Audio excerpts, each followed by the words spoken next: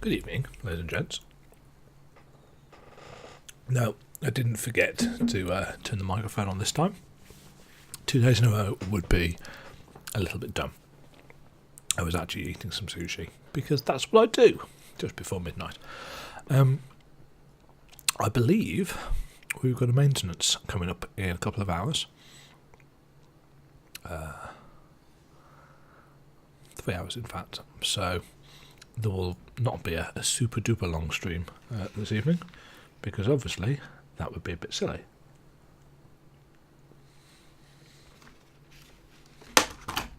Oops.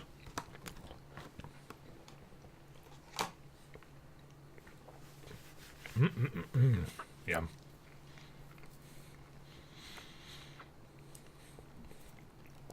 So we are going to continue on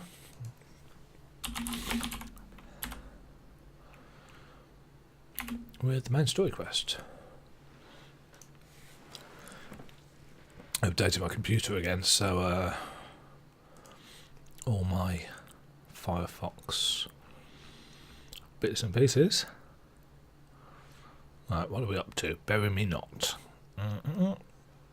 Bury me.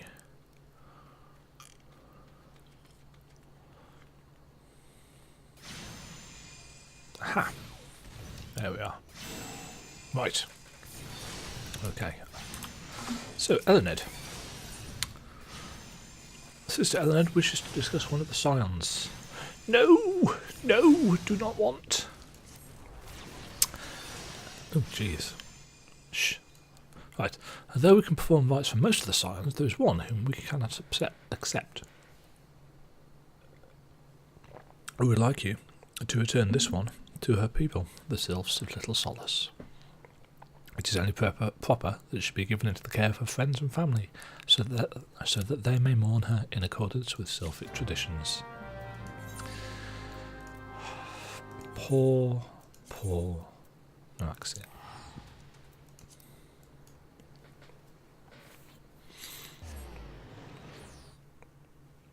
Yeah, I remember when I played this through the first time, and the emotional resonance of Noaxia's death. Not because she'd got anything particular in the way of amazing character development or anything like that, just because she was so innocent, and she was there to help, and she got no real motivation other than that, and she paid for it by getting kicked into a wall. Just before I continue, you'll notice that I have been and done the level 35 Paladin quest. I've also been and done the White Mage quest, so we can regen people. We haven't quite got to 37 though with the Paladin. This one is surprised to see Walking One in Little Solace. How can these ones assist Walking One? Noaxia, but this one does not understand. Boo-hoo-hoo. Noaxia, this one has heard much wailing. This one would know what has caused such distress. Where is it? Terrible news, Elder One. Awful news. Walking One has returned to Little Solace. But why? These ones have not requested further aid. Emotion. Noaxia, how did this happen? Explain everything to this one at once.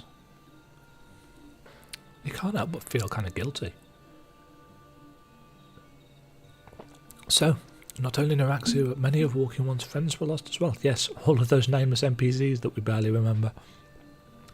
You might remember me saying on several occasions that it was kind of weird walking through the Waking Sands and having all of those NPCs around. Now you know why it's a little bit weird. Sob.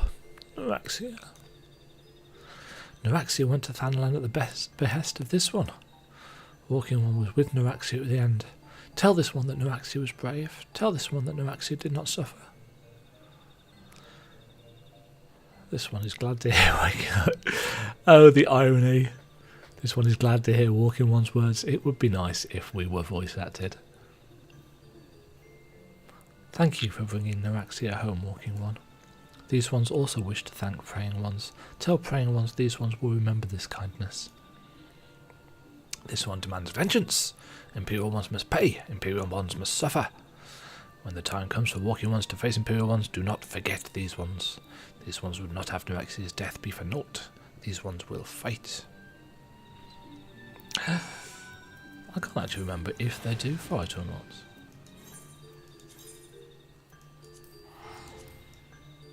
Huh.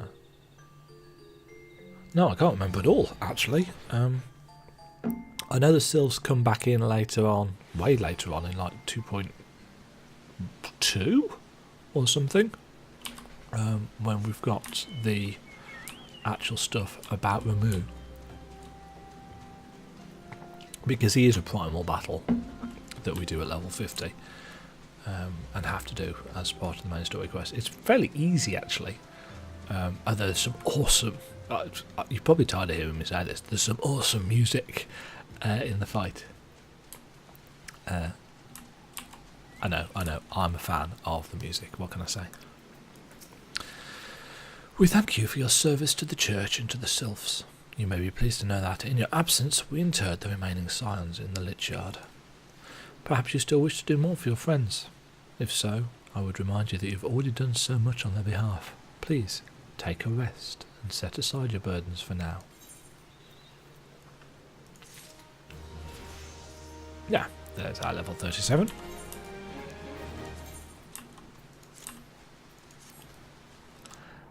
The next dungeon is at 38, so, and it's an optional one at that. It's Cudder's Cry, which we've actually got the quest for. So what I'm going to do is I'm going to continue on with the quest line as Paladin, so that we can get to that level, and then switch over to White Mage, and then if we start lagging behind, then I can level Paladin up using that dungeon. There's a plan, kind of. Okay, Marks. He believes he's being watched. I'm not imagining a Demagogue. I know I'm being watched. No, not the girl. I know about her. No, this is different, sinister. It's as if I'm under observation. The feeling comes and goes, but I felt it when last I ventured outside. Yes, I know I felt it. Will you look outside for me, please? It'll only take a moment. Marks thinks he's going insane. Well, no, he thinks he's being watched. Is he being watched? I can't remember.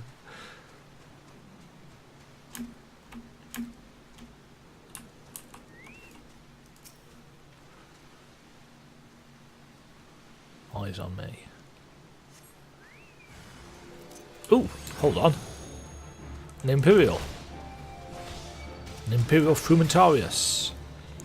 The Frumentarium are the intelligence gathering agency, I think, that Nero's in charge of.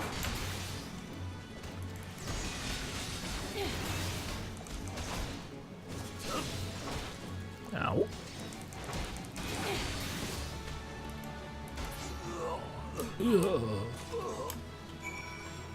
Ah. So yes, he was being watched. Kinda suspicious.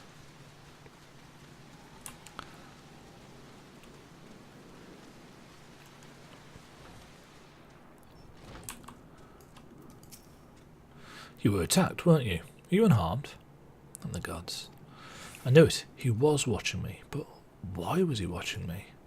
What did he want with me? Did he perhaps know something of my past? If only I could have asked him. Need to think. Please, allow me a moment alone.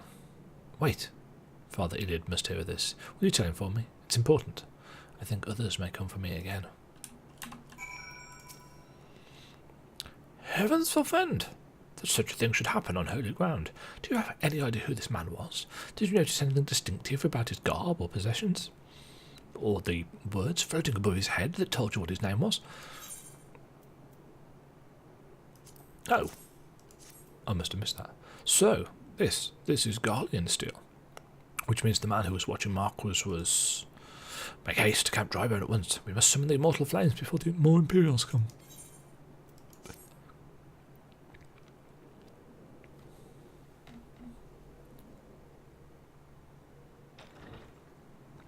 Oh, joy.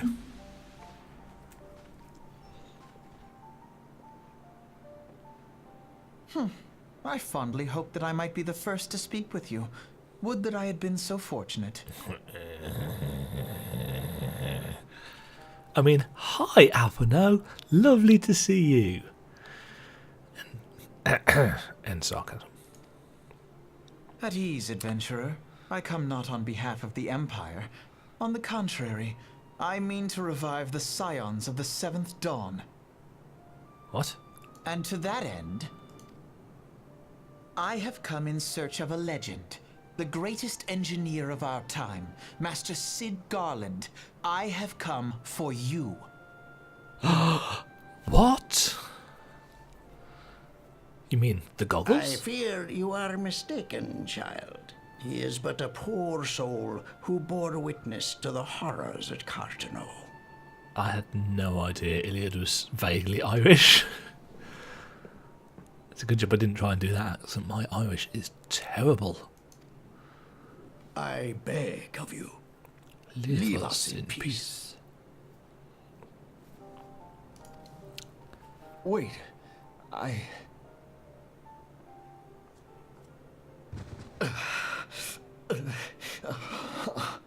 Hear me, Sid. Eorzea needs you. Oh, God, the voice acting. Love the fact that there was a wine bottle on the floor there. Communion wine, honest.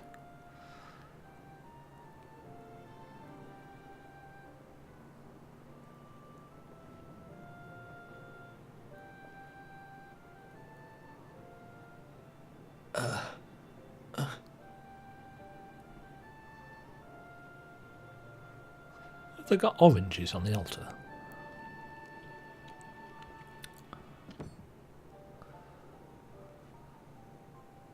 Sid, was it? Here. These belong to you. His accent's all over the place. A little bit like my Irish accent. I thought you bore the mark of greatness. It seems that I was right. Our time together was all too brief, but it felt as though my son had returned to me. You have brought joy to an old man's life. Okay. But it is time for you to help those who truly need you. Yes, and in doing so you will kick off the bigger, I think, half of this confrontation. The 2.0 storyline. Oh, texture. Texture quality. That's that robe that I was talking about.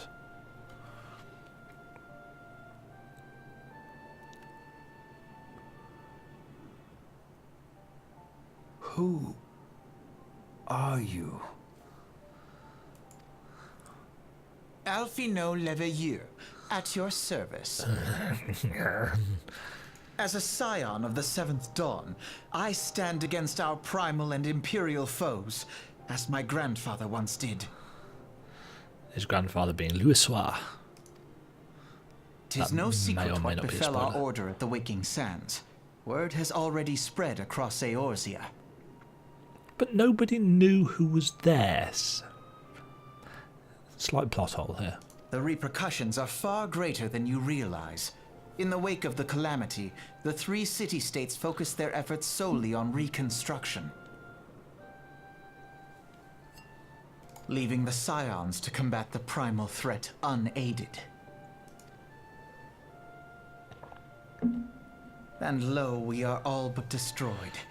Yet even as the nations mourn our demise and abandon what little hope they have left, we cannot forsake our duty, now least of all. Yes, we cannot let the melodrama overcome us. The Ixal have summoned Garuda once more, and she torments the people of Kurthus as we speak. Oh no. Her appetite for destruction far exceeds that of other primals. Yeah, she's a bitch. Worse, in her present incarnation, our Baldessian colleagues believe she surpasses both Ifrit and Titan in strength. Yes, she's level 40 40 something with it? 44. Yet, therein lies an opportunity. Were we somehow to defeat Garuda, it would serve as a warning to the other beast tribes that even their mightiest gods can be felled. If we are to face our foe, we must first circumvent the tempest that shields her sanctuary. And for that, we need an airship. Your airship, Cid. I have an airship? Yes, Cid. Yes, you do. Well, you did. Yes, Cid, you do. Your very own airship. It was last seen in the skies over Gridania, not long before the calamity.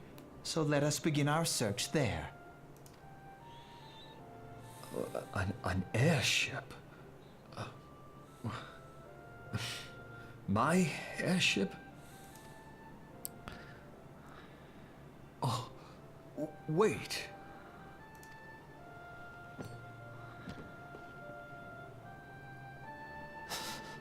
Wait, I need to go and change clothes first. Oh god, yeah. I forgot he wore this. He's changed his outfit by Stormblood, and I'd completely forgotten. Let us put an end to the primals. Together, we will show the world that the Scions are still a force to be reckoned with. No, we will show the world that I am a force to be reckoned with, and everybody else just stands around and says annoying things like you, Alfina. Yes, I've forgotten about his big-ass oven glove.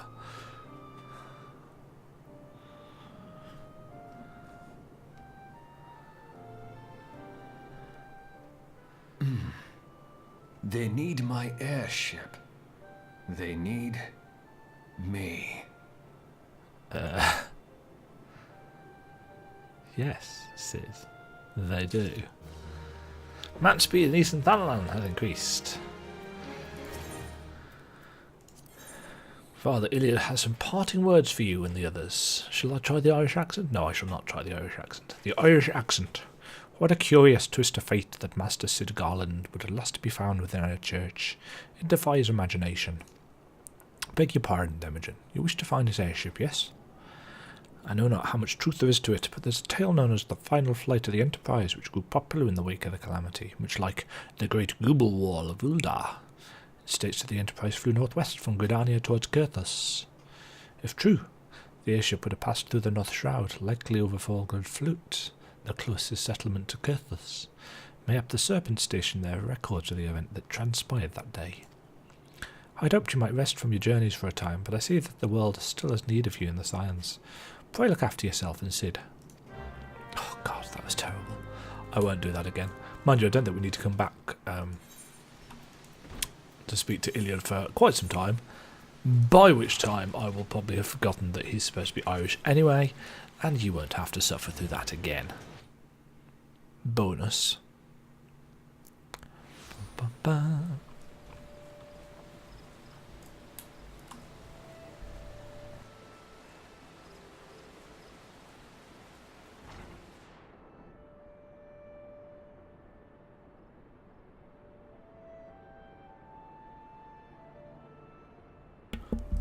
Okay, we're back to Athelmar, who, if you remember, was the guy that we came to see during the Hawk Manor quests. Is there aught I can assist you with, miss? The Enterprise? You speak of Master Garland's ship, yes? I didn't refer to the records. I know that the airship was sighted over it 5 years ago, clearly bound for Kurthus. What became of it after that, I can't say. If you wish to know more, pray speak with Vortefont at Florentil's Spire. He was on duty that day and saw it with his own eyes. I'm unsure what it is you hope to accomplish, though. Even should you locate the ship, would you not need a man of Master Garland's caliber to fly it? I hear tell that the machinery is fiendishly complex. I like the fact that his memory is that specific, not just about having seen it, but that he can actually remember who was on duty that day. I mean, 5 years is a long time. Really.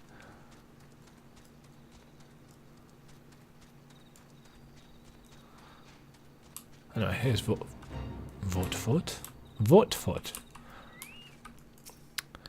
You have come in search of Vortfort? Then well met, for you have found him. Indeed, I have served as a whaler for many years, since before the great snows come to Curthus. What exactly is this about?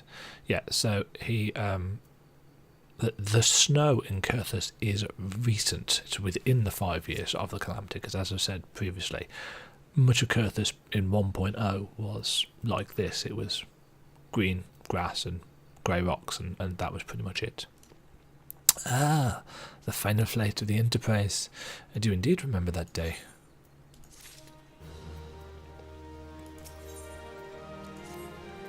It was on the eve of the Battle of Cartno, nigh on 5 years ago. I held the spire alone that night while the bulk of our forces marched to meet the enemy in the field. Then, all of a sudden, the most fantastic airship I'd ever seen split the sky overhead. I could only watch in shock as it disappeared over the mountains to the northwest. If the Enterprise wasn't destroyed during the calamity, I'd wager it's still somewhere in Curthus. The astrologians at the observatorium may have records which would help, but to obtain them, you would need to deal with the Ishgardians who control the region. I wouldn't expect much, though. The Iausis have long been concerned with their own affairs above all else. When Dalamud descended, they took shelter behind their gates, and even now they have little regard for the plights of other nations. Nevertheless, they may deign to assist you, should you prove yourself useful. Consider providing your services to the soldiers who guard the observatorium. Though they may refuse you at first, I've little doubt they will accept aid freely offered. So, shock horror, if we want their help, we've got to go and do stuff for them first. It's a little bit formulaic, to say the least, but it is the MMO formula. Oh, that music.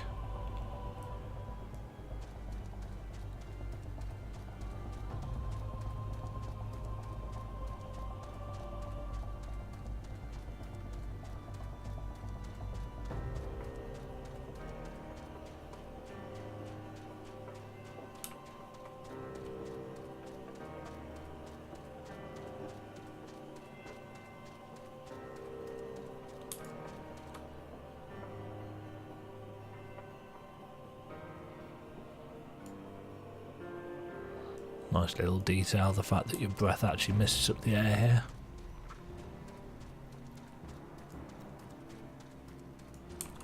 Right, le devoir. Excuse me, can you repeat that? You wish to offer your services to House Duendare? And what, pray tell, do you wish to receive in exchange? Ha! Absurd.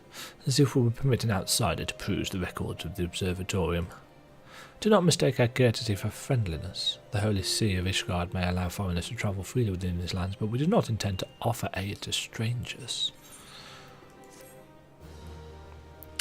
The Ishgardians are a lot like the kind of really aloof elves in a lot of fantasy stories.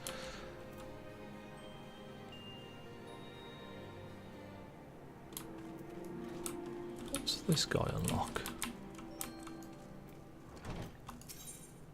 Fort of Fear.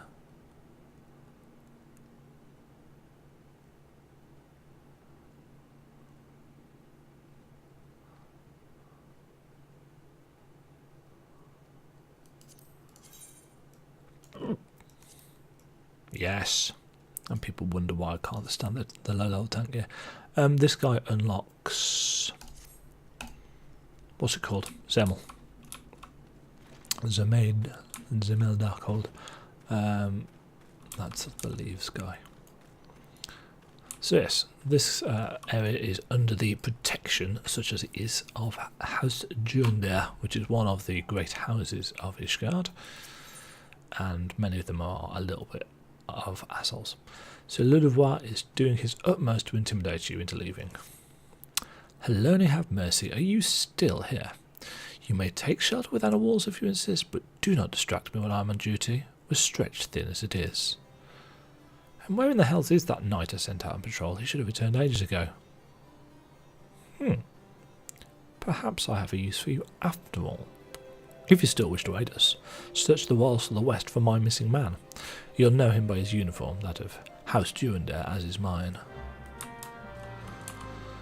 So we're going to wheedle our way into their good books by performing reasonably basic tasks for them. Ooh, we're also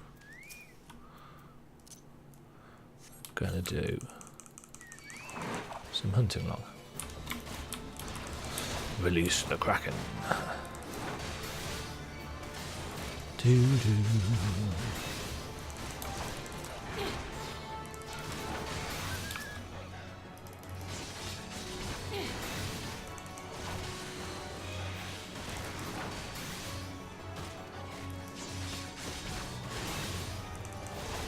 Do-do-do-do-do-do-do. Need 4 of those. Come here. And you.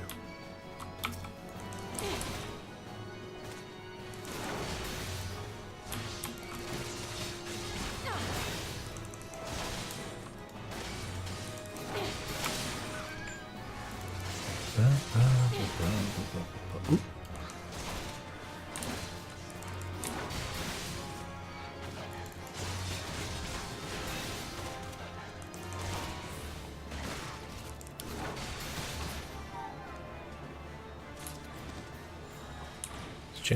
What does Sword Oath actually do these days? Deals additional damage with a potency of 75 after each auto attack. Damage affected by weapon delay. So the faster your weapon, the less damage it does.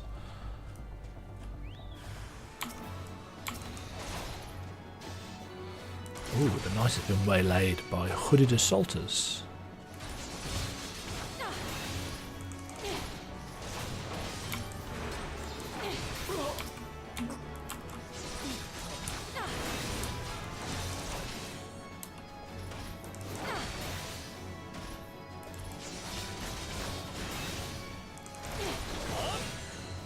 Ugh, slowed. Right, killed overnight. What has happened to you?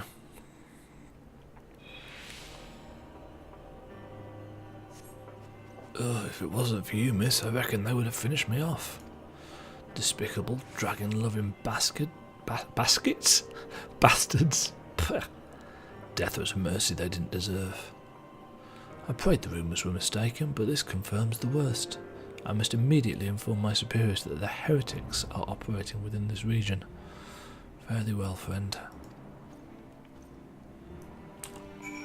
So the Ishgardians are locked in a massive war with the dragons, surprisingly enough called the Dragonsong War. We find out a lot more about this in Heavensward, but it lays the seeds of the conflict here in the sense that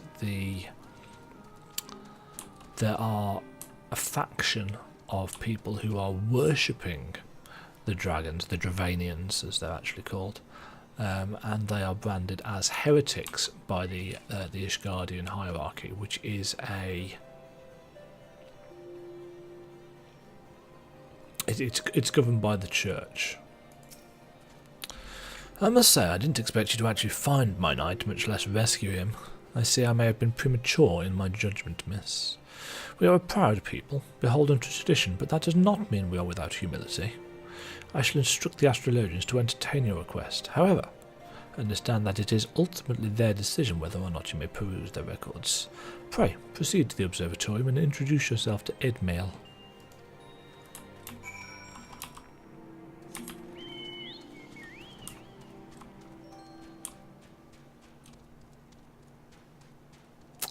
So in we go. Ah, the lady came in search of the airship. This is highly unorthodox. Whatever could Sir Ludovic be thinking? It is true that we maintain meticulous records which stretch back generations. However, because this information is used to chart Dravanian activity, access is strictly controlled. One can never be too careful with heretics and their sympathisers lurking about. If you would persist with your inquiries, pray seek an audience with Chief Astrologian Fallamore, up above. So we get passed around, as pretty much always happens in this game.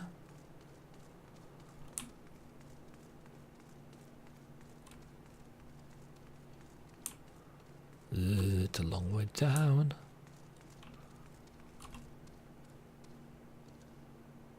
So these astrologians are all about reading the stars and discerning the fates of things through that. An astrologian is a healer class that you can unlock once you get to the Heavens Ward content, which is unfortunately a good ways away.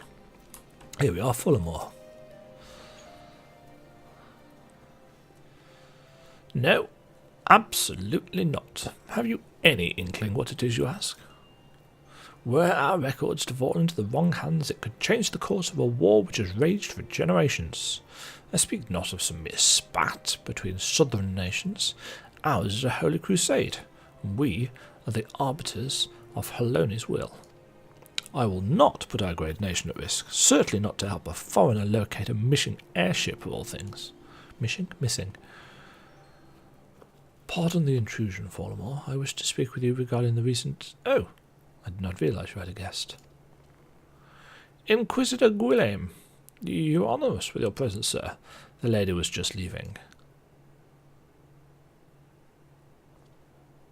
Ah, you must be the one who rescued Hastur and Desnite from those heretics. Doubtless they feel indebted to you. I am told you seek an airship last seen in Kurthus 5 years ago, yes? You come to us at an inconvenient time, I fear. Much has changed in the intervening years, and little for the better. While I wish you the best of luck in your search, I would also strongly advise caution. The snows can come quickly in Kurthus. One moment you may feel as though you have a firm grasp on your surroundings, safe and secure in your knowledge, and the next you may find yourself in a wholly unfamiliar situation, blind to the dangers hidden by the blizzard. It would be wise for you to focus on a single landmark whilst travelling. Do not give in to temptation and deviate from your course.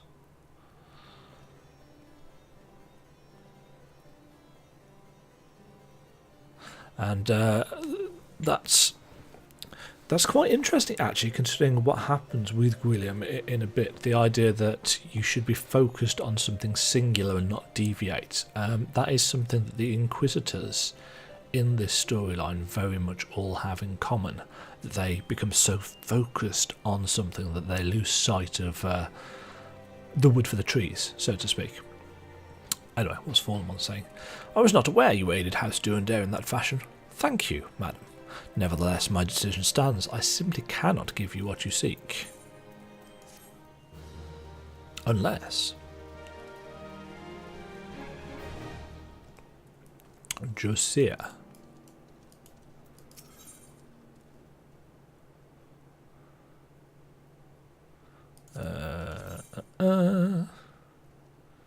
Ooh, yeah, that's a bit of an upgrade, isn't it? Mind you, so's that for our...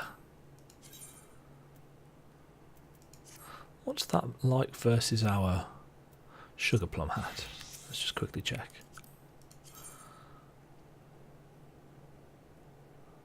Oh, that's actually a downgrade. So we definitely want the necklace. You there, madam? I could not help but overhear your conversation with the chief astrologian. There may be a way I can assist you, but it would require that you perform for me a favour in exchange. In that hat, I would most certainly put... No, I mean, what? An associate of mine is yet to return from his expedition to the cliffs east of the observatorium. He was adamant that he could conduct his observations alone, despite the presence of the Ixal in that vicinity. If you'd seek out this astrologian and confirm that he's well, it would be of great comfort to me. So we're going to go find somebody, and in order to do that...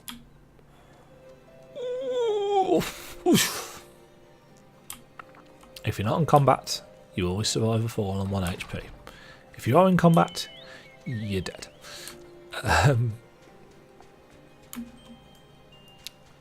One thing that always gets me in this game is the way the gravity works, the weight of characters and stuff feels very kind of weighty. It feels very realistic.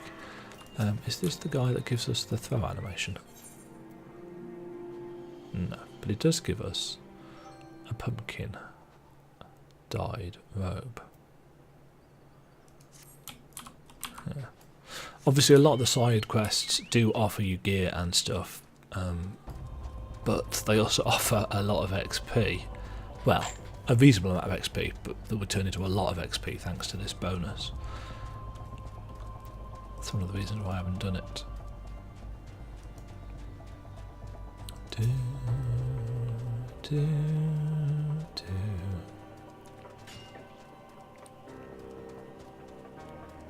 Go in for a little walkies. And here's an astrologian who's kind of in a bad place. It's male or female? Male.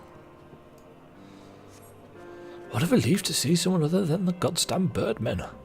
I thought I could finish my work whilst the exile were away, but they returned far quicker than I anticipated. It was all I could do to hide and hope that they might leave again before I froze to. Wait, who are you? You're not one of our knights. A man of House Duendare cannot be seen in the company of an unbeliever. Good day, madam.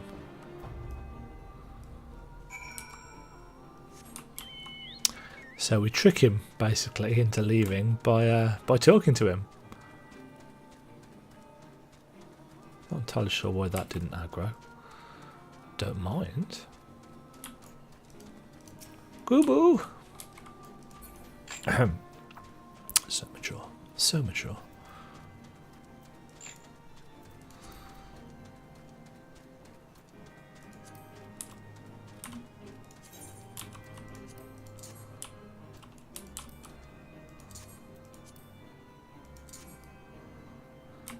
That's me. Bad. Anyway.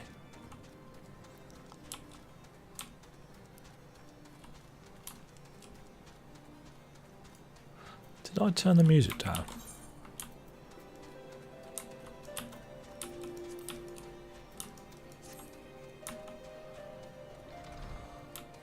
Trouble is, we now need to go all the way back up this staircase again.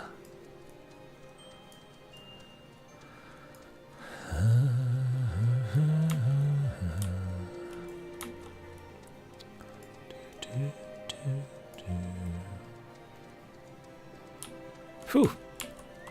It's a good job we can ride a chocobo up those steps. Not entirely sure how it doesn't break its ankles, but video game logic. The arrogant fool returned not long before you arrived, muttering about the disgrace of having been rescued by an unbeliever. Serves him right for underestimating the dangers our knights face every day. Ah, but you are eager to locate your airship. It might surprise you that by saving him you've already aided your own cause. House Duendare is quick to regard outsiders with suspicion, as it is their duty to sound the alarm at the first sign of Dravanian aggression. Yet you have already aided them twice, for which they are honour bound to repay you.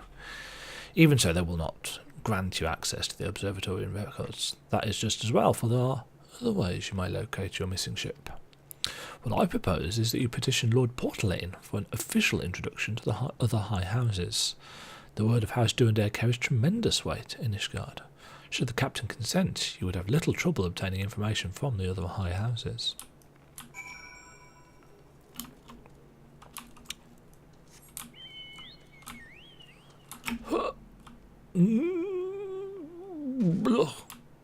My stomach.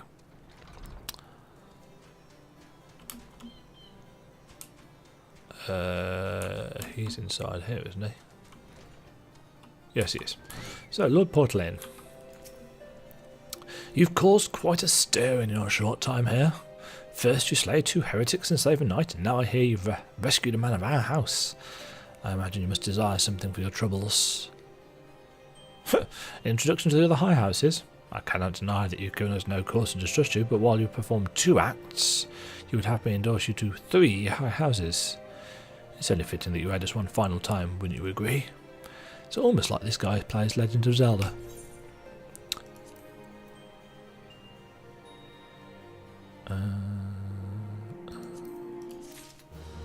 Do 3 for 3. Now, I understand you are very eager to find your missing airship. Worry not, for this task should take a woman of your skills but a moment to complete. Not long ago, a porter bound for Skyfire Locks was ambushed on the road due west of here. Though he escaped with his life, he would very much like his wares as well. On the off chance any portion of his shipment remains, I would have you travel to the scene of the robbery and bring back what you find. Lest you intend to perform only a cursory search, bear in mind that recovering this stolen merchandise will endear you to House Helenart, further improving the chances they will indulge your request for aid.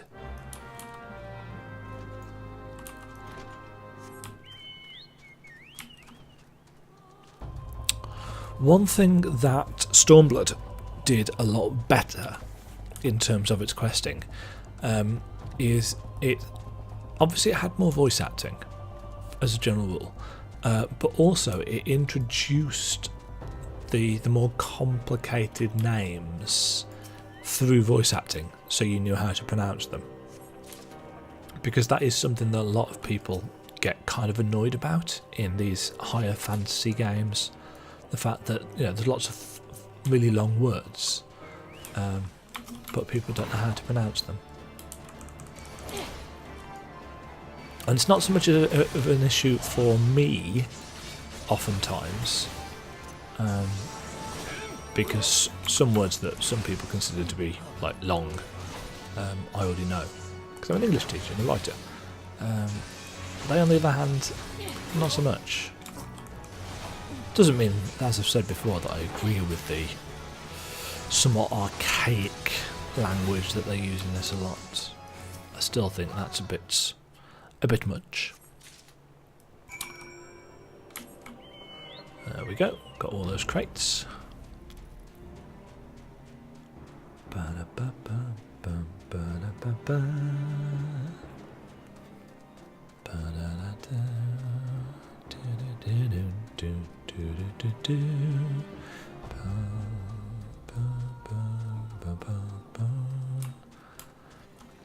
Let's go back to Bottle Lane.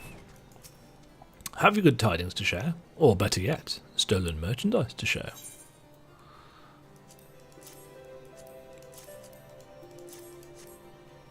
Three for three.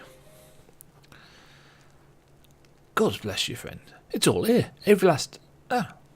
But wait, that chest over there looks like it might have been pillaged. Bloody hells. That's the personal property of Lord Fancel too. Are you certain? Clearly an attempt was made to open it, but the lock appears to have held. Nevertheless, if you wish to verify the contents against your shipping manifest, be my guest. Fury, take me. A draconian rosary in the possession of Lord Fancel? Yet, perhaps this is not so difficult to fathom. House Helenart is whispered to be infested with heretics. Thank you for bringing this matter to my attention, miss. I shall inform the Inquisitors immediately. Under these circumstances, I must strongly advise against associating with House Helenart. Your other introductions will need to be postponed as well. It is the duty of every Ishgardian to root out and destroy heretics. All else must wait until this matter is resolved. But yes, so the heresy plot or subplot is going to cause us some problems. Level 38, and we get Sentinel, which is a buff which reduces the damage we take by 40% for 10 seconds. Right, what level quests are we on? 36. Right, let's switch over to White Mage. Let's remind ourselves why I'm not wearing that hat. Yes. Yes, indeed. Right, Sir Carilor has something very important to tell you all. Tell you all? To tell you? Come closer, lass, and listen well. This is for your ears only. Lord Fancel is no heretic. He's a goodly, righteous man, wholly dedicated to the cause. I know this because I served House Helenart for years prior to the calamity. You must go to Skyfire Locks and warn him of the oncoming storm. The Inquisitors are ruthless, and will spare him no mercy. Speak to him of an Edelweiss, and I'll know you for a friend. Now, go.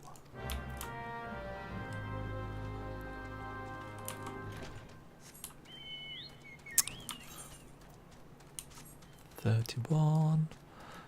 Just very quickly check. 36. Yes, it is. It's a bit of an upgrade, isn't it? Ugh. Anyway.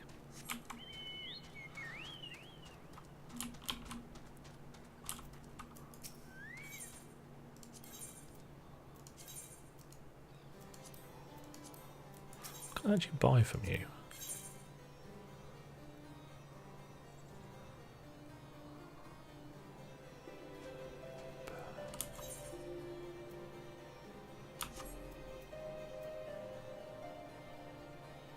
Ooh. Take one of those.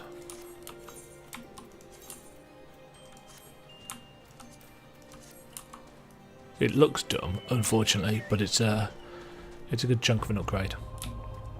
Okay, so this is Skyfire Locks. We have been through here before. This is the kind of first line of defence, if you like, with all these kind of big pillboxes. So should the Dravanians come to attack,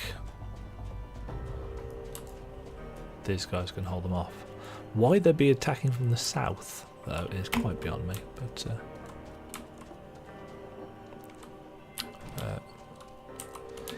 okay, so this is Lord Fansel and his retainer, Stefano. Yes, you look as though you have something to say, do you? Is that an edelweiss in your pocket, or are you happy to meet me? Sigh. I see Sir Carola has not forgotten my mother's favourite flower, but he hasn't been seen in Cirtha since the calamity. You may speak freely here, friend. That's absurd. I would sooner die than become a thrall of the dragons.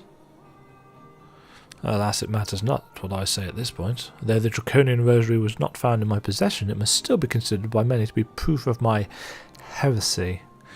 I must do my utmost to prove my innocence to the Inquisitors, for if they harbour even the slightest doubt, this will only add weight to the incessant accusations our house has suffered of late.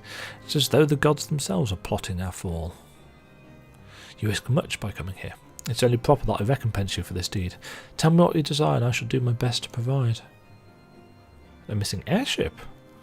I see. It may require a prolonged effort to locate your quarry. I shall direct you to one in a better position to assist you. Lord Rochefort, First Fortomp, commands the garrison at Camp Dragonhead. Present to him this letter of introduction, and he will surely be receptive to your needs.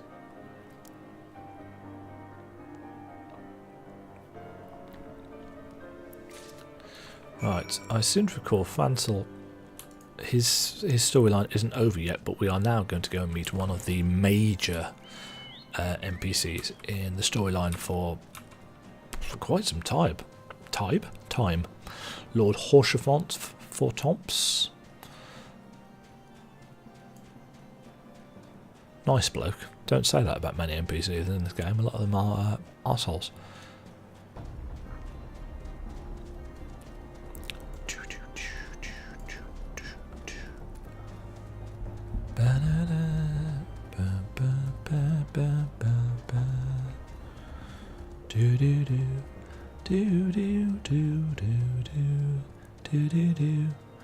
Sid and Alfino are just hanging around over here. Have we been in a tune to this either? I can't remember. I think we did. Yes, we did. So if I remember correctly, Rochefort is usually in here. Yes, there he is. Ah, the unmistakable swagger of a well-travelled adventurer. If you are come to pay your respects, be at ease, friend. I am not one to stand on formality. Truth be told, I'd gladly welcome many more brave souls like yourself, but enough chatter. Pray, tell me why you've come. Rochefort is... He doesn't like the kind of traditions and the rules and the stiff upper lip and all the kind of backstabbing that takes place in Ishgardian hierarchy. So he's a nice bloke for us to meet and deal with.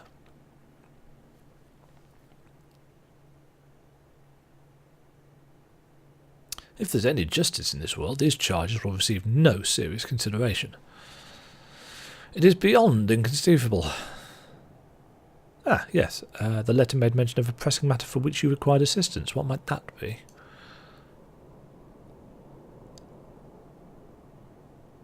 So, this enterprise you speak of was last seen above Kurthus before the calamity 5 years ago. I fear it may prove difficult to find any eyewitnesses to these events, for while Ishgard did not participate in the Battle of Cartanel, we were embroiled in our own internal conflicts at the time. Nevertheless, I will make inquiries on your behalf and share with you my findings in the future. In the meantime, please enjoy the hospitality of Camp Dragonhead. I will see that you are afforded every courtesy as a guest of House Fortomp. Cheers. Do do do do do do do.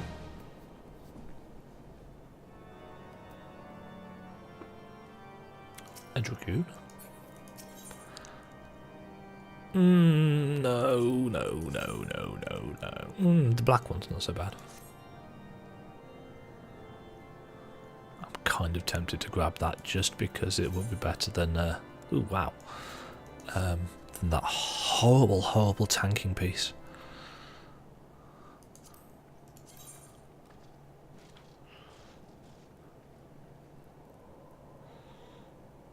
Yeah, it's a massive stat upgrade, but I can't bring myself to wear that. It may take some more time before I receive any information regarding your missing airship. While you wait, might you do us a small favour? It's obvious to me that you know much more of the way of war. I ask that you share that knowledge with our knights, so that they might be better prepared when next the Dravanian horde strikes. One of my veteran knights is presently conducting a training session just beyond our western gates. Pray seek him out and introduce yourself. He'll explain how you can help. I vaguely remember doing this quest. Yeah. To the extent that I actually remember where to go without looking at the map. Though I did just look at the map. Yeah, they're down here. Storied Knights. A fine day to you, miss. Lord Ffxiv tells me you possess a great deal of experience, certainly more than the green boys I mean to test today. If you'd allow, I'd like you to even the odds by setting all three against you. No objections, yes? Let's begin then. Knights, to arms.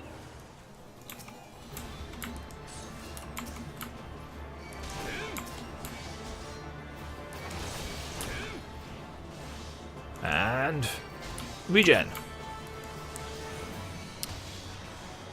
2 regens, in fact, because I've got the chocobo one as well.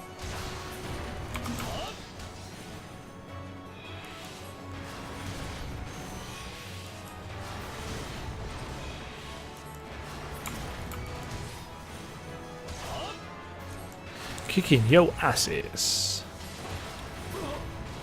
Pow.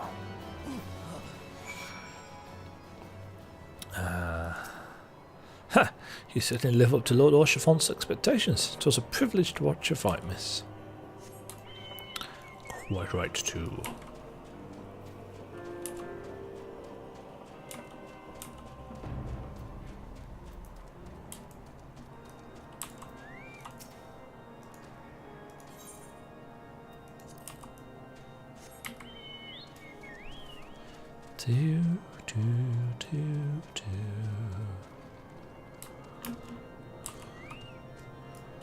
Right, leg stretching time. Back in 2 minutes.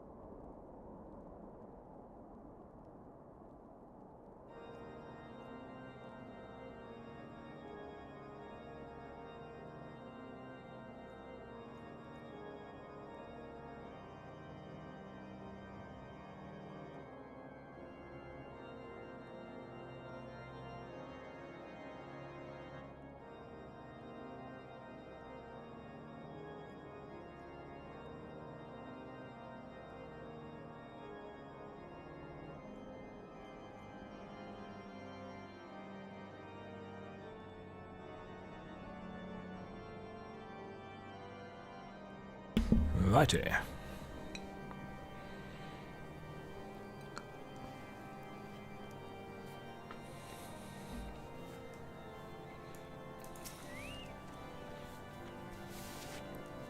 I observed everything from the Western Wall. Splendid performance.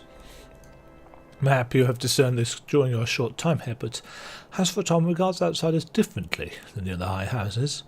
We have no objections to employing adventurers in sellswords, for example, whereas the others have, for all intents and purposes, forbidden the practice. They do so at their peril.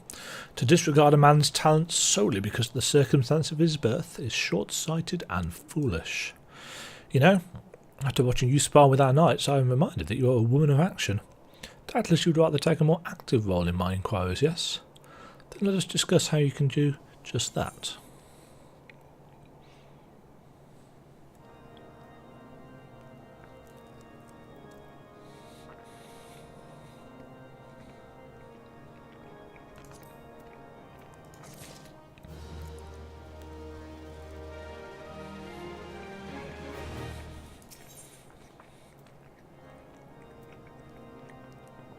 Lord Ffxiv has a proposal. As you've doubtless realised by now, the high houses of Ishgard, Ffxiv included, are either unable or unwilling to offer you formal assistance in your search. However, this does not mean that there are not influential individuals within each house who are sympathetic to your cause.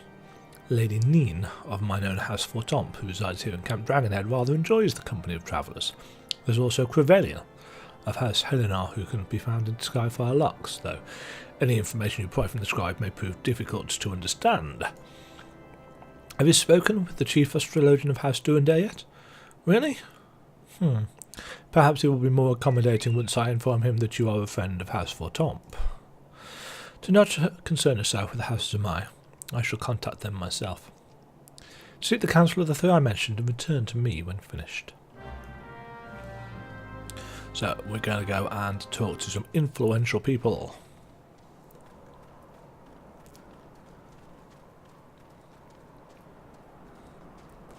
If I can remember where they are.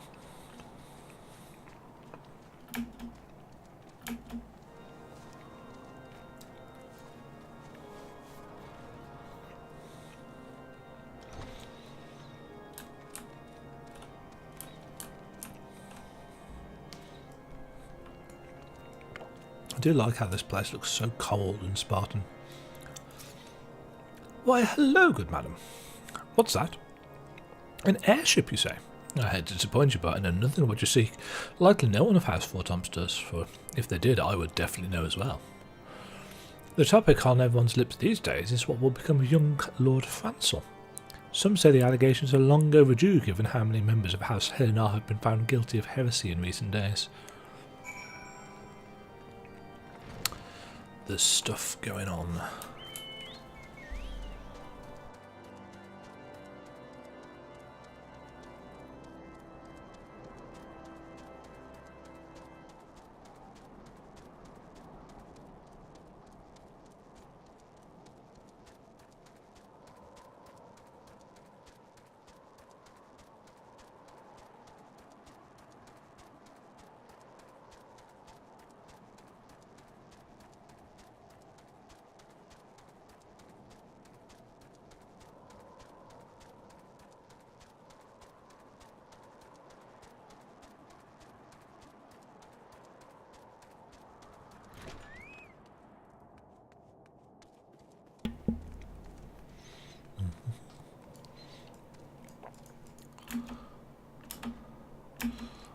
Nope, nothing like that.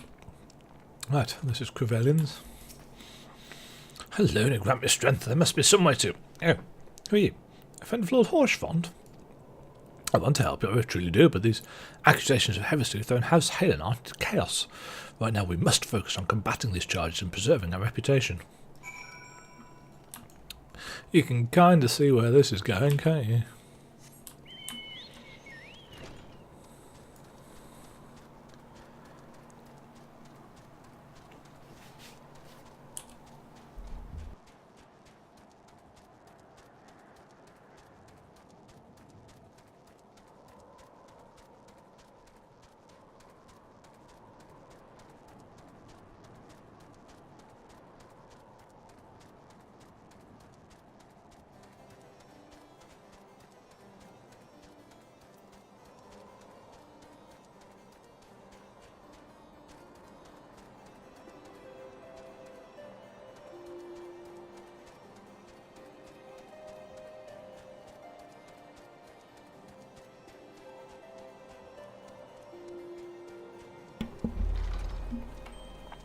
the tower we go again.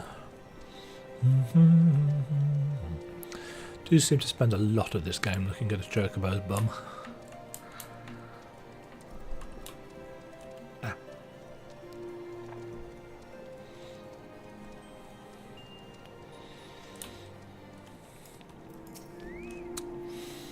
I gather you have been busy since last we spoke. Lord Horchefont's missive was positively glowing. But if you think that his endorsement is cause for me to disregard Ishgardian policies, then you are sorely mistaken. We are at war, madam, and the enemy grows bolder by the day. Why, in the short time since Inquisitor Gwilliam arrived in Curthus, countless heretics have been discovered, even amongst the elite of Ishgardian society. Oh, excuse me. Let's just take a look at that again. In the short time since the Inquisitor arrived here, lots of heretics have been discovered.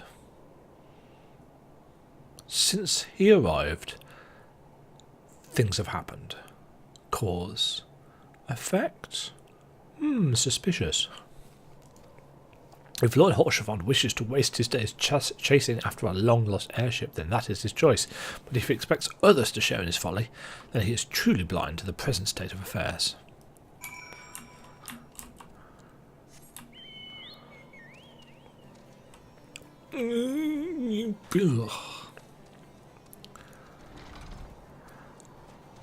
So he is not shifting.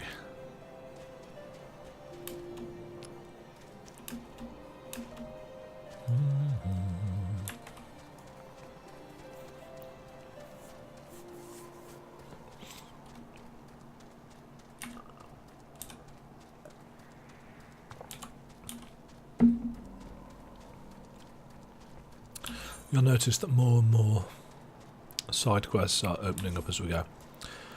Maintenance at 3, so we've got just under 2 hours. Fate discovered nearby. Whee! We are going to Scarborough. No, to ignore this fact.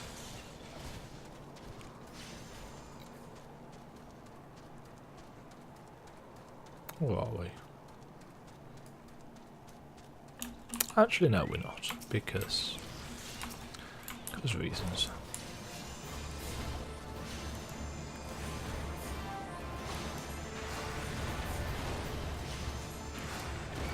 But mostly because we desperately need storm seals.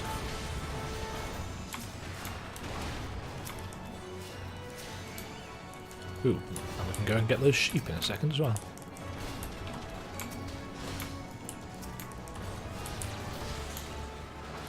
Ooh, don't stand in that.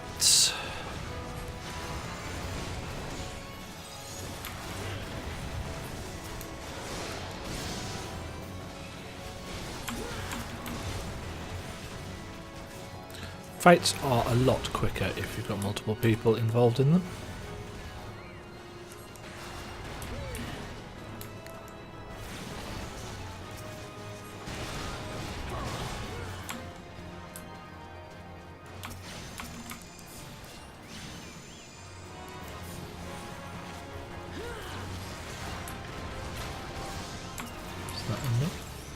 Last one.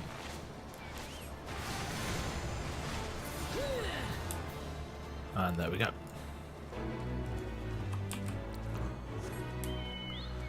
Good chunk of XP as well.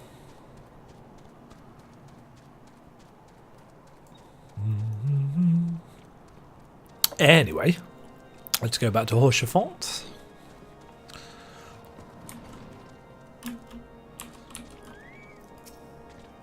By your countenance, I take it you did not learn anything of use. Nor did I fear. It seems the whole of Curthus is consumed by this talk of heretics in the higher houses. We can only hope that my sources in Ishgard proper provide more pertinent information.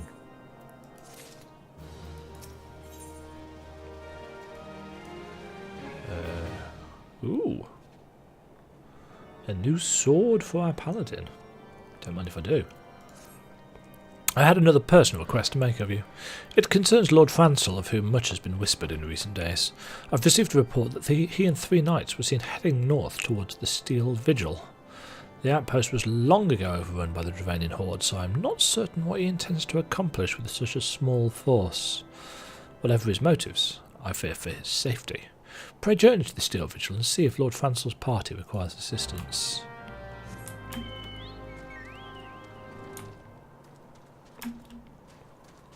I cannot remember why he's gone up there, but the Steel Vigil is a... In fact, there's a pretty important fate. Not this one.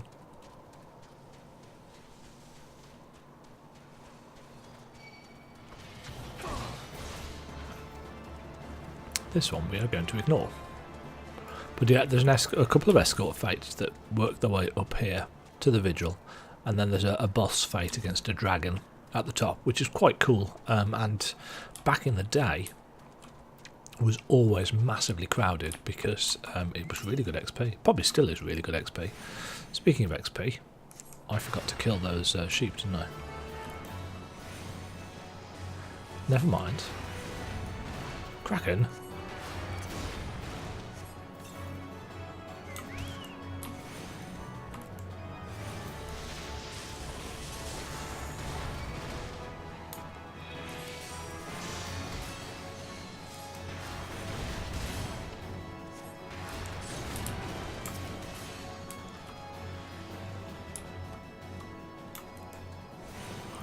Need to kill 4 of these.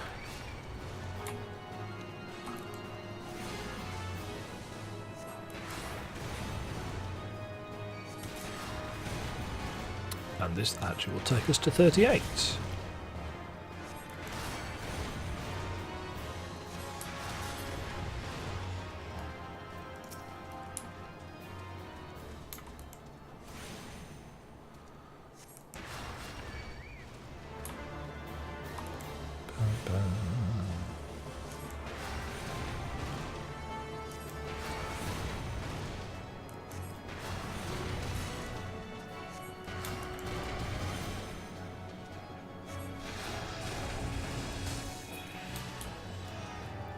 Yes, the next story dungeon unlocks at 41.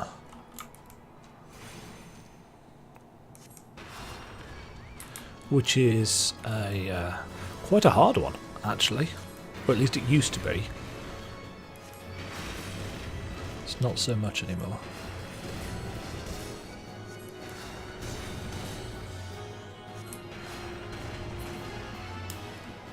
Anyway, here's Francel.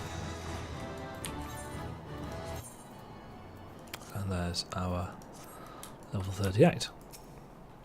Who goes there? Derringen? No, stay back. The fiend is still here. The Grand Davis.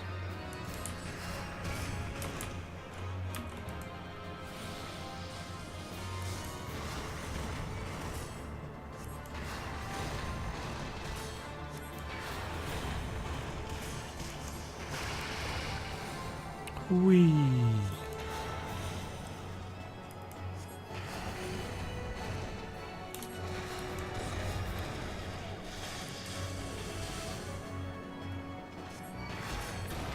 I noticed that the battle music has changed as well. Right, we need to go and help his knights, all of whom are scattered around. There's the unfit knight, who must be really cold. Confound it all, how are we to redeem House Helena if we can't even slay a single Avis? Unfortunately, you came along when you did, miss. House Helena will remember your kindness. So they're trying to redeem the house by coming up and slaying dragons. I heard the beast cries from over yonder. And Lord Francel's safe. Bless you, miss, bless you. And the next one, is he round here? Yeah, he is. Curse those fiends. It's as though they knew we were coming. Oh, really?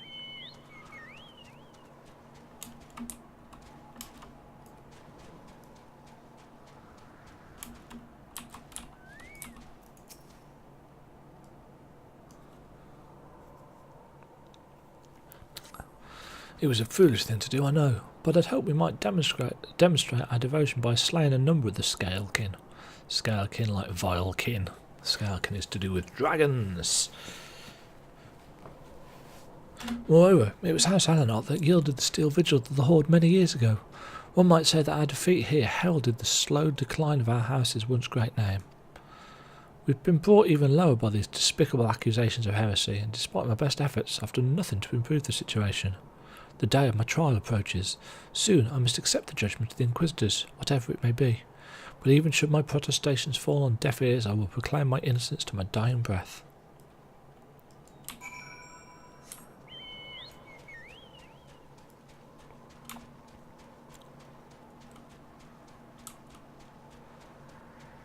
So, just like it does in real life, religion causes problems. When taken to extremes, obviously. Personal beliefs aside.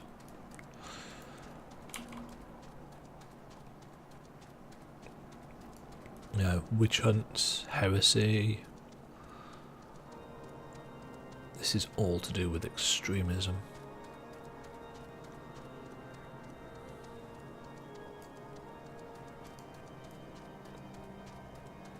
Oops, missed the doorway.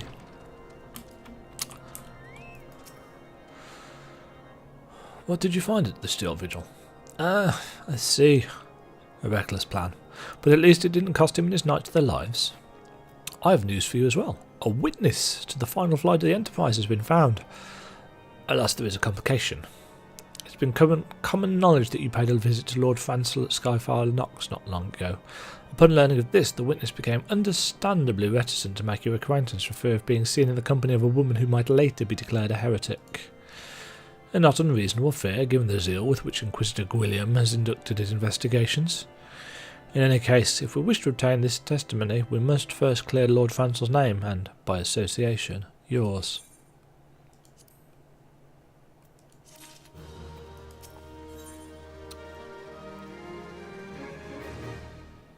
Pastoral Oak Cane. As I see it, the key to proving Lord Francel's innocence is discrediting the evidence against him. I speak of the draconian rosary found in the chest you yourself recovered. If you would, please tell me the incident in question. So, it was found in a locked chest labelled as the property of Lord Francel. If the rosary wasn't his, then someone else with access must have planted it. Here's what you must do. Return to Skyfire Locks and speak with Rickerman. He works closely with the porters who ferry goods across Kurthus, so he may have some inkling of who could be responsible.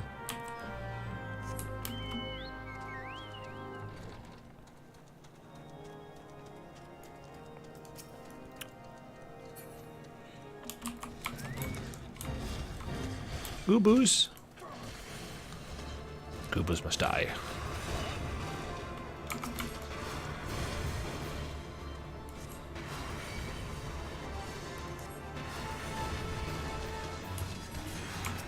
As must the cute little sheep.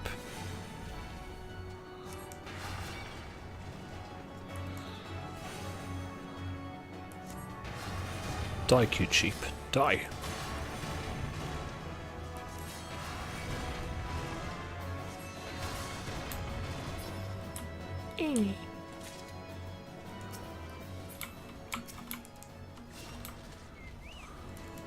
This fight can be quite awkward because it's surprisingly easy to accidentally aggro the ice sprites.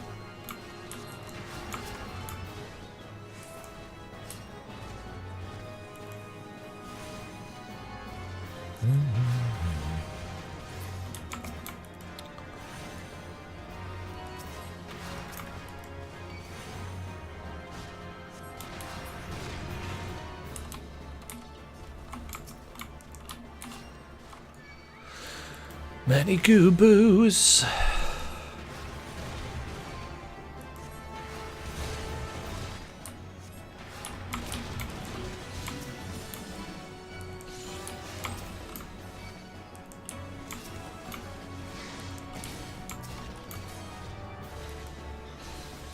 Ah, paralyzed.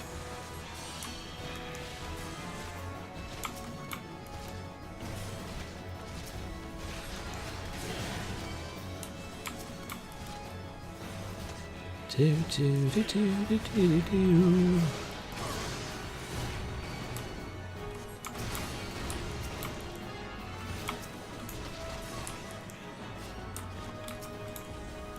Get out of here. No, there's more of them.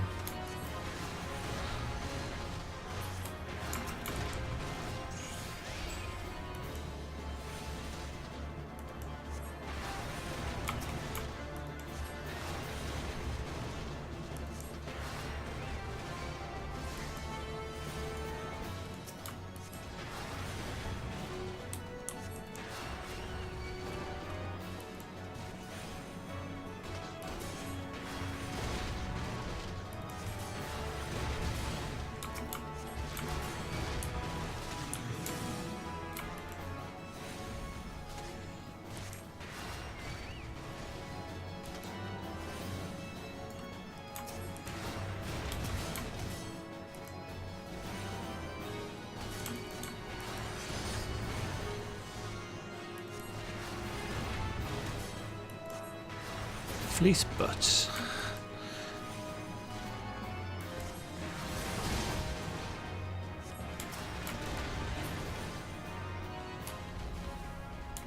And that's the lot. Let's kill these last two sheep.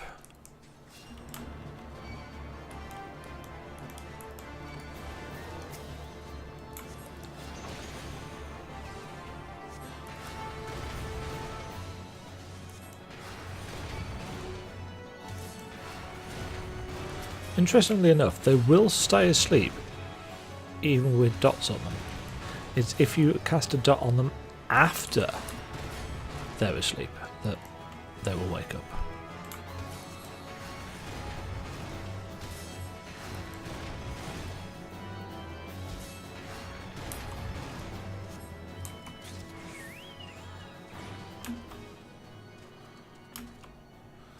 Right, let's go speak to Rickman.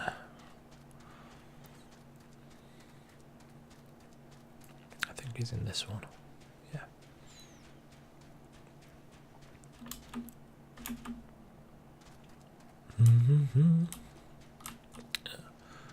Here he is. Someone tampering with shipments? Fury struck me down if all the rosaries found in other people's possessions were planted. No, don't you give me that look, lass. I'm a house alien man through and through. This heresy nonsense is bad for me and my family too. I ain't seeing the porters what were bringing the shipment did it though. I know most of them what work the trade routes and I've never had cause to question the faith. But if it wasn't them neither, then your guess is as good as mine. After all, almost every shipment is thoroughly inspected before it... Could it have been the fellows what were responsible for the inspections? Ha! Iscardian Knights and Inquisitors, the lot of them. As if they'd ever turn the cloaks. I reckon that means the porters are your most likely suspects. I hate to think it, but maybe you should question them. There's a crew coming to Camp Dragonhead from Whiteprint Front this eve. You might consider having a word with them.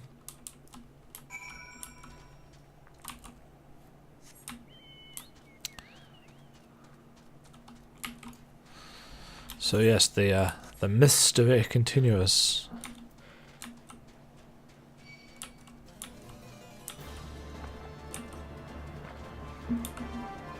I quite like this section of the quest, especially after the stuff with the Company of Heroes on the way up to Titan. This is a nice change of pace. I mean, maybe it's because I like stories to do with religion and conspiracies and all that. Here we go. The apathetic porter. Beg your pardon? You suspect that we porters have been planting draconian rosaries in House Halenart shipments? What nerve! If you truly believe such nonsense, search our parcels and see what you find.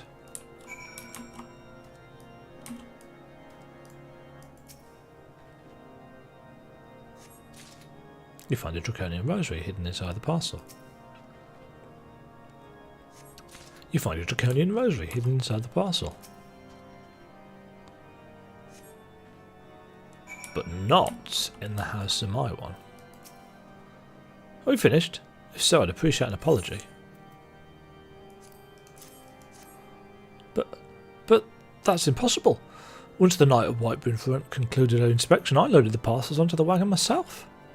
And if I'd been the culprit, I'd have never allowed you to search my shipments.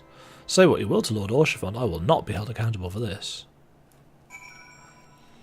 So it's somebody over at Whiteburn. Did something happen outside? I thought I heard shouting. But more importantly, what did Rickman have to say? More draconian rosaries? In every single parcel bound for Skyfire locks? That beggars belief. Even the Inquisitors must acknowledge that there is no more than a crass attempt to sully House Halonot's reputation. Whoever is responsible has overplayed his hand. And praise Halona that he did. Lord Francel's trial is upon us, and we must act now if we are to clear his name.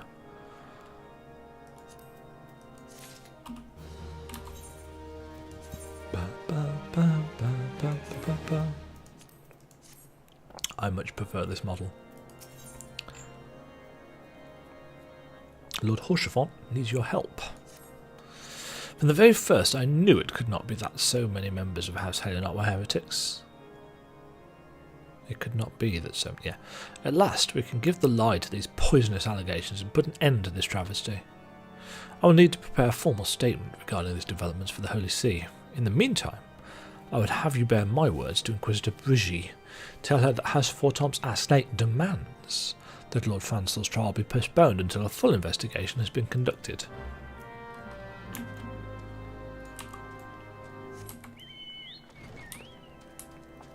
Where is she? She's up here. Hello, Inquisitor. What is it, my child? Lord Orchifont would have the Inquisitors do what? But that is not possible. Inquisitor Gwilliam resides over Lord Francel's trial at Witchdrop even as we speak. Fear not. If Lord Francel is indeed innocent, he shall walk in Halona's halls with the fallen heroes of Ishgard. Yeah, so if he's innocent, he's still going to be dead, but he'll have gone to heaven. Typical religious zealotry. They've taken Lord Francel to Witchdrop? This is madness. The Inquisitor does not have sufficient grounds to subject him to that manner of trial. I will not stand idly by and allow an innocent man to die. Demagogue, I would dispatch you and one of my knights to Witchdrop to forestall the proceedings until such time as I am able to join you and petition Inquisitor William in person. I will endeavour not to keep you waiting too long. Do whatever you must to keep Lord Francel alive.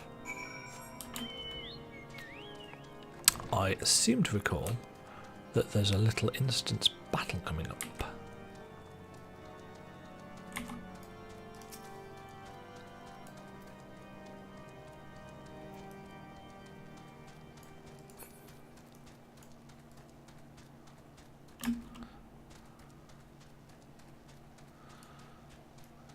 Yes, I'm almost certain there is, in fact.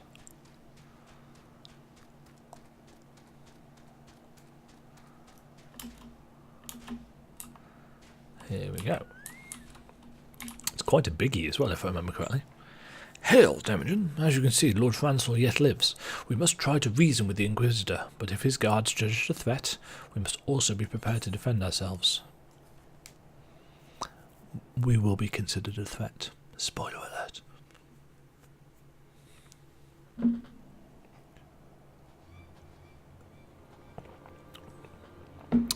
Joacin Charlemont Francel de Elenat, you stand accused of heresy against the Holy See of Ishgard. Is there anything you wish to say in your defence? Hear me, brothers. These charges are false. The men and women of my line have ever opposed the Dravanians, and I am no different. Since the very birth of our nation, we have gladly shed blood in service to the Holy See. Condemn me, and you will strike a blow for the enemies of Ishgard. It is for Halona to judge if you speak the truth. Prove your innocence in the eyes of gods and men. Leap from the cliff and entrust your fate to the Fury. The righteous shall take their place in Halona's halls, while the wicked shall reveal their draken forms and be put to the sword. So in other words, if you dive down and die, you get to go to heaven because you were innocent. If you dive down this massive drop and don't die, then clearly you are a dragon in disguise and you will be killed. So either way, you die. It's a lot like you know, what happened in the witch trials in Salem and the 1600s and so on and so forth.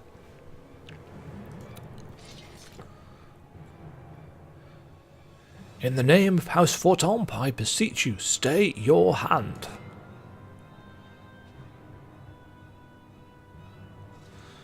Inquisitor, we are come on behalf of Lord Ffxiv. My lord has uncovered evidence which suggests that the charges against Lord Francel are without merits. We humbly request that these proceedings be suspended until such time as a full re-examination of the facts has been conducted. Lord Ffxiv has allowed his personal relationship with the accused to cloud his judgment.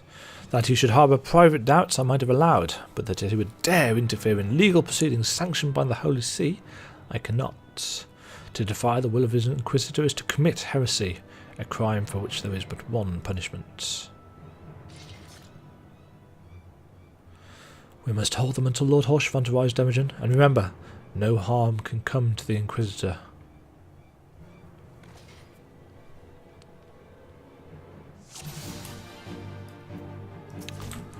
Chirurgeon first, they're the healers.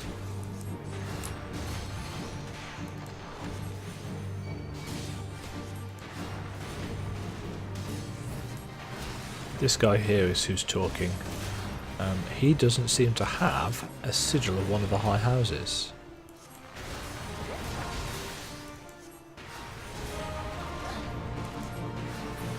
Ah, gotcha.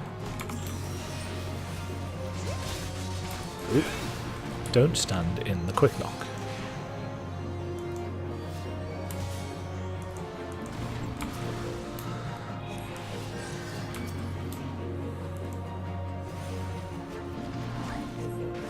Buzz off.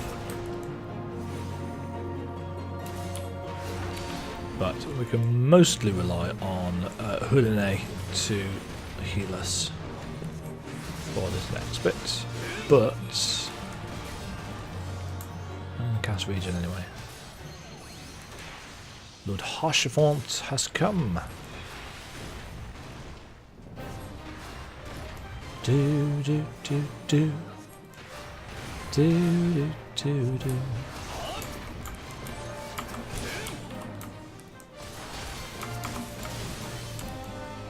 Can I actually put him to sleep? No, I cannot. Ouch.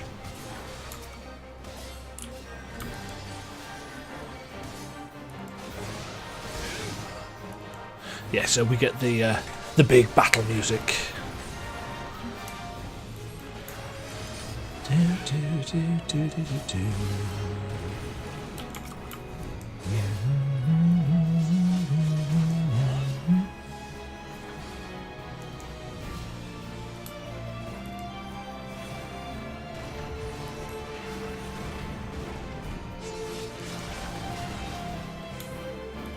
Ishgardian scum.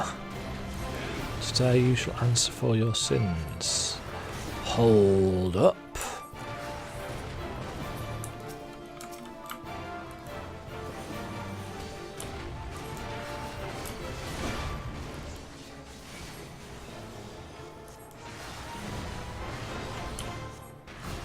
Yes, William says that we are the ones that have called upon the Wyvern.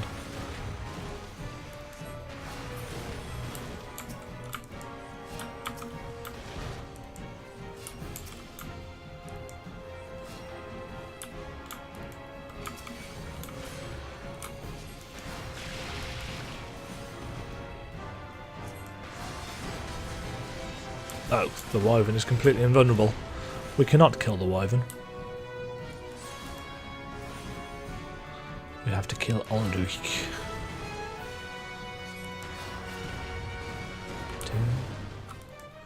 In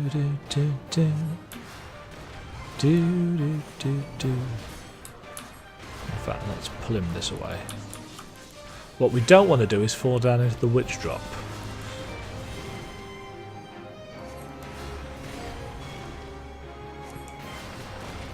Because that wouldn't end well. Oh, Aldrich's running away.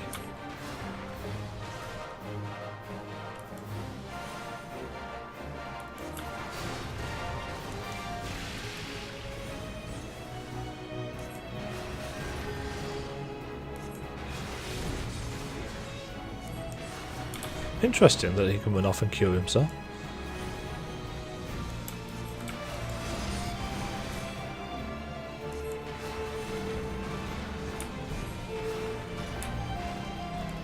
Anyway, Heeded. This will not be forgotten. And then the wyvern. Aldrich drops a rosary and kind of flings it away by the look of it. The plot, it thickens. What's this?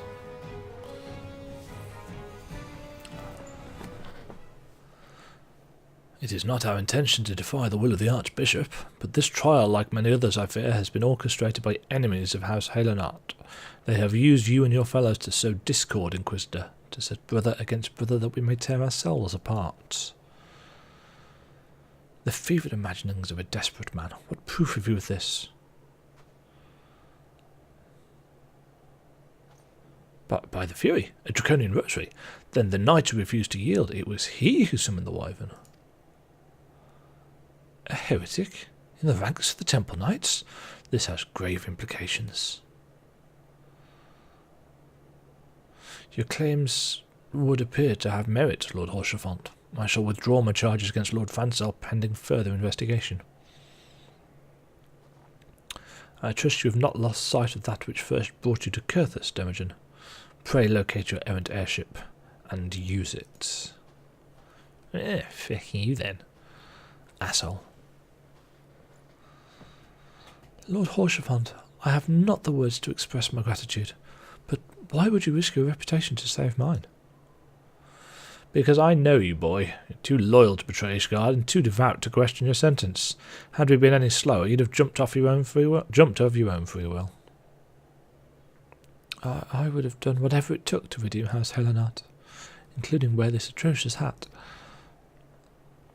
Praise Helone did not come to that, but it profits us little to dwell on what might have been. Let us quit this place, Demagen. Pray. Visit me at Camp Dragonhead once you have recuperated.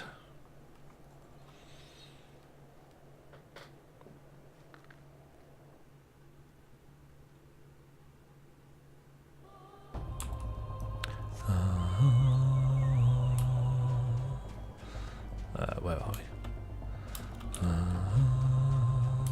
Don't want to go over there. These guys are a 49? Yes. That's Natalan, which is not related to Matalan, the British clothing store. Natalan is where the Ixal live in Curthus, and they've got an entire stronghold over there. In the eyes of God and men. Bum, bum, ba, da, da, da.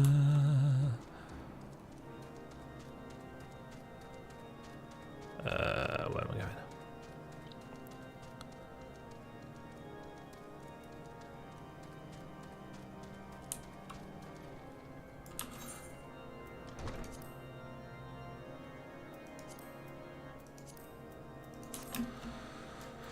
I may have made an error. You look well, Demagen. May I say what a pleasure it was to fight alongside such a fearless and skillful warrior. Were it not for you, Lord Fansel would surely have died defending the honour of his house, and I might well have perished at the hands of a heretic and his wyvern. House Fortemps and House Halenart shall not forget your service. Now, let us return to the matter of your missing enterprise.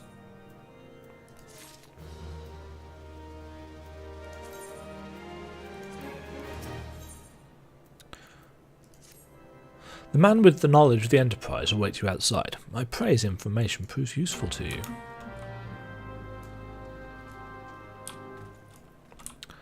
Discomposed cataloguer. How quickly the commoners' opinions change. They say Lord Fansel is innocent now, but just a few days prior.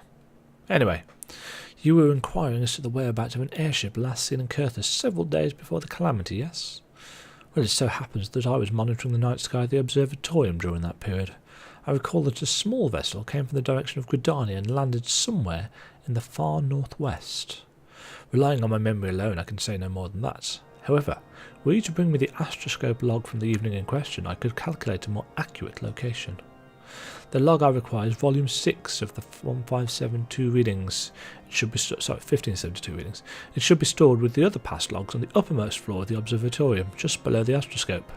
I believe it will be a large red leather-bound tome, though you ought to confirm the date and volume number if you are at all unsure.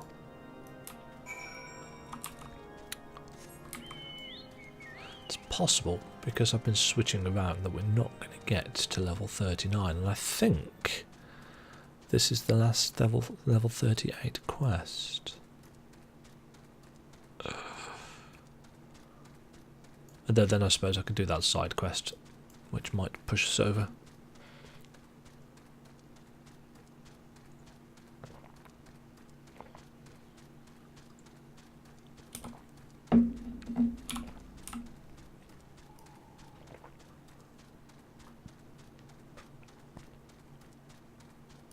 So foggy, so quiet.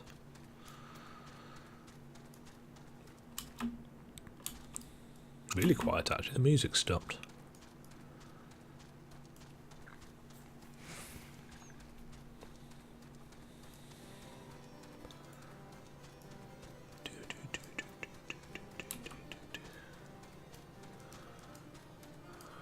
Those hats.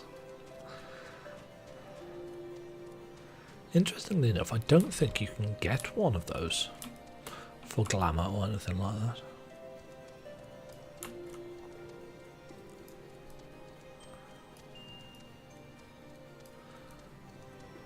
Do, do, do.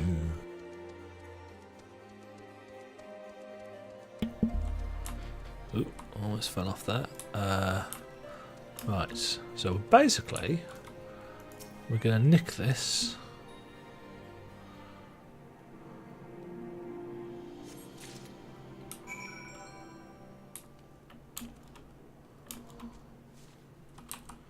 Bit cheeky, to be honest. Yeah.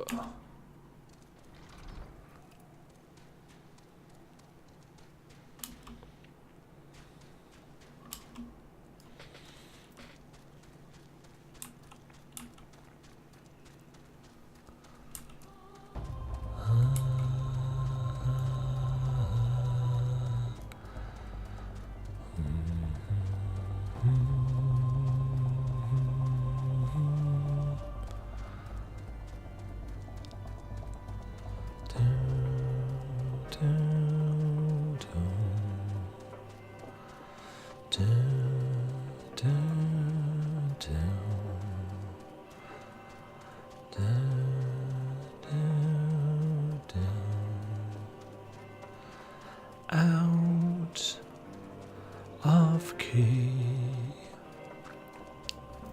Ba, ba, ba, ba, ba, ba. Oops. How's that stream doing? Ooh, that's pretty. Right. I keep going to read that as decomposed. Did you perchance find the correct log, the 6th volume from 1572? I would understand if you failed. The other cataloguers were often careless when returning old volumes to the shelf.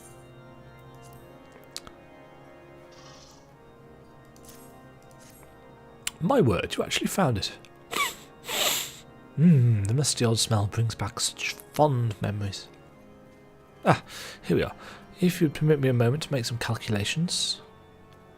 Huh. It is as I feared.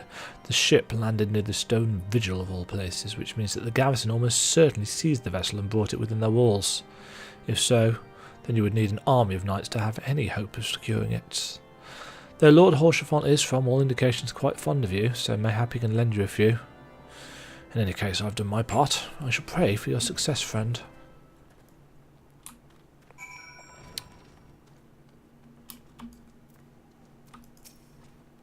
Oh, so you've at last located the Enterprise. I believe congratulations are in order. The Stone Vigil. Ah, perhaps I spoke too soon.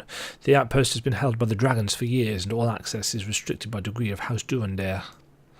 I shall write a letter to Lord Drillemont of Whitebrim Front God speaking, and request that he grant you permission to enter. That said, I fear my influence alone will not suffice, so I suggest that you request Lord Fansil do the same. Now that your business in Camp Dragonhead is concluded, I suspect we may not meet again for some time.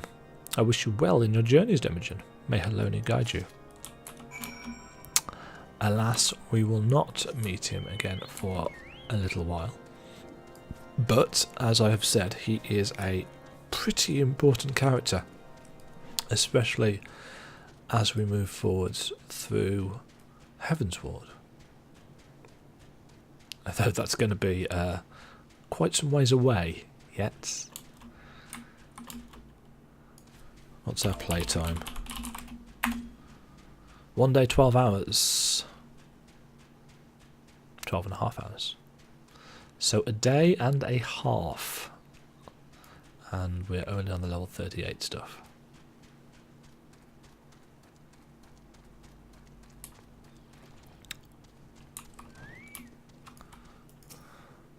Wonderful to see you again, Demagen. Is there anything I can do to repay you? Name it. Oh, if there is anything. So, the airship you seek is lightly inside the stone vigil. It shames me to say that it too was once an outpost held by House Helenar. In the chaos that followed the calamity, the Dravanian horde caught us unawares. The fiends have held the outpost ever since.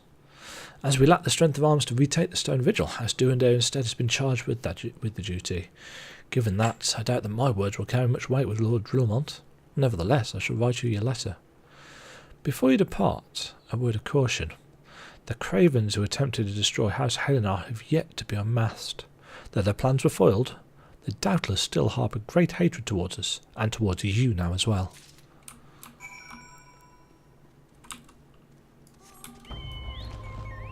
Okay, so we're now heading up to Camp Dragonhead. Not Camp Dragonhead, White Brim Front. And up here is the Stone Vigil. So we're working our way towards the Stone Vigil as our next story dungeon. And in doing so, we're going to aggro a crocodile. Fortunately, we can outrun the bugger.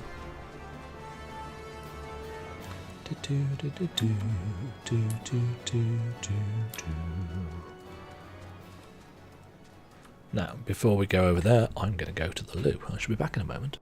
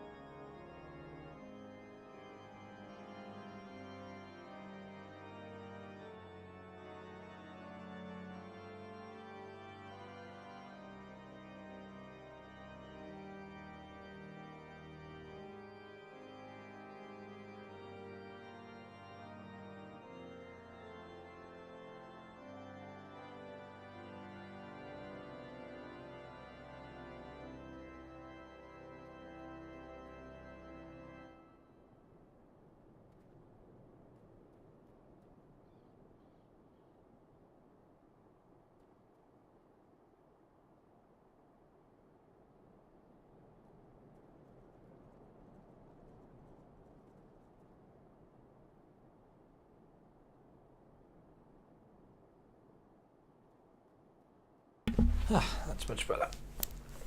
Grab myself a hoodie on the way because it had got kind of cold. Right, where were we? Oh yes, we were heading over to speak with Brunadier.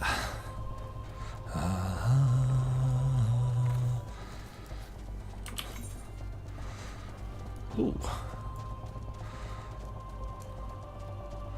The rock is awake.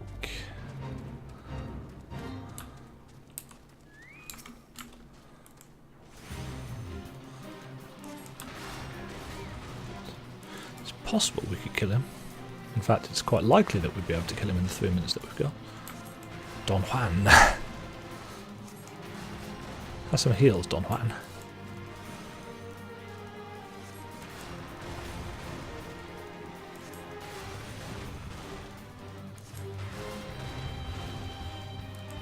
Yeah, either way, I think we are going to need to switch over to Paladin and continue the main story with just that.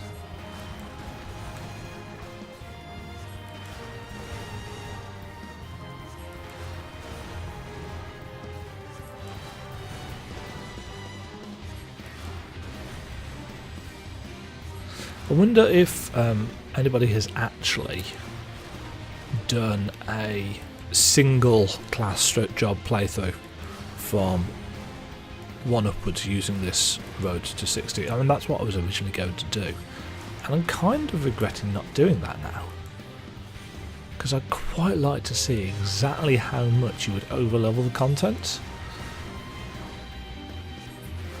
because I had the feeling you might even get to 60 before you'd finish the level 50 storyline. And I mean the basic level 50 storyline, let alone the what's it one? The patches 2.1, 2.2, 2.3, etc, etc.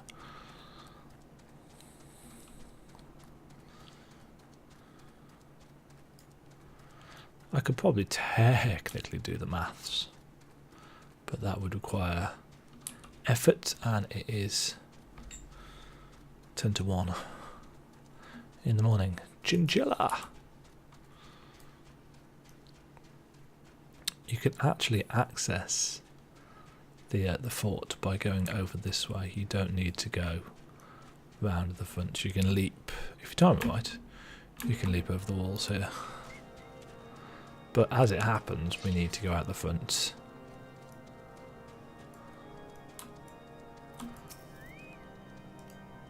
Jacobo Porter. So this is Brundir. You desire an audience with Lord Drillmont, do you? Ha! I desire a night in a warm bed with my wife, but wishing won't make it so. What do we have here? Letters from Lord Horshafont and Francel, is it? A likely... Oh, you're serious? What to do, what to do? Bah! Bah! Need to be level 39. Okay. So. Rather than do a little... What we're going to do is we're going to swap over to Paladin, which is the...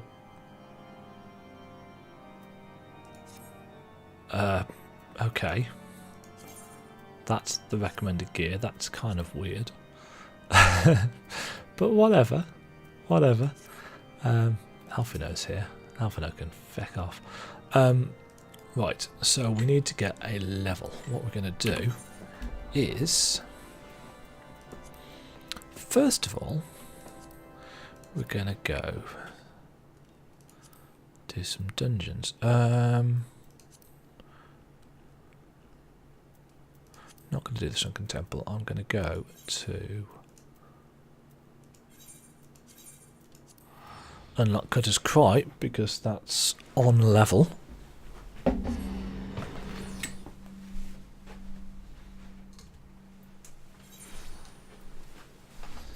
And on level dungeons are best level dungeons.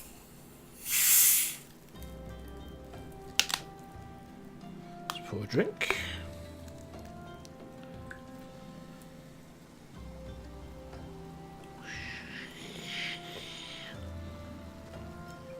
Right. Oops, it's me spilling Coke on my desk.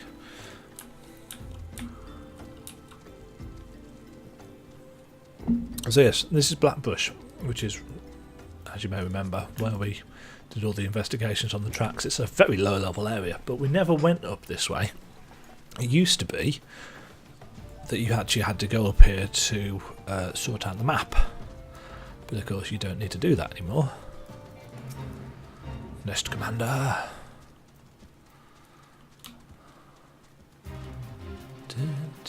This is Hellsbrood Holes, and this is where Norman, the Flame Private, lives. You can't actually go down there. Let's place the lilies here. And Norman. This is Cutter's Cry, a labyrinth of sand-ridden caverns. And you hear that? That sound like the woofing snort when a fire catches? That's the Chimera. Not that I've seen it. Sure, go right on in if you're that certain of your ability to make it out in one piece. Just don't expect me to go and trot in there after you, no matter how hard you wail and holler. Ah, you promised to still with the stoat, did he? He's what's called a man of principle, he is.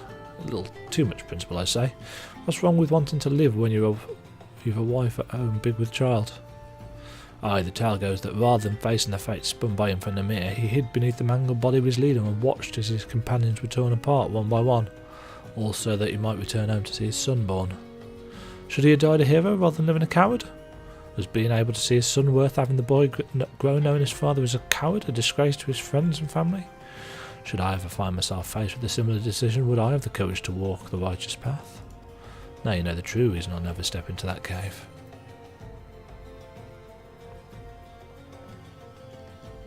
Yeah.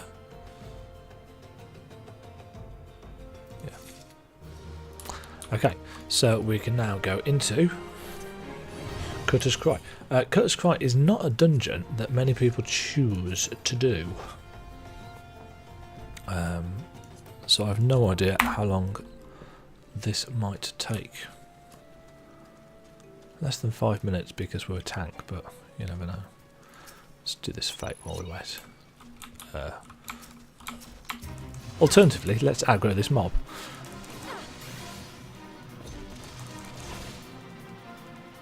Let's kill him mercilessly. Right. Nest Commander.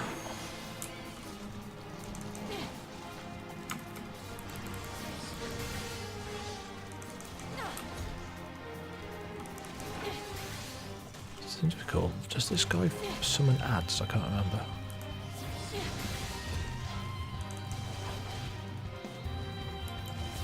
Do do do do do do do do do.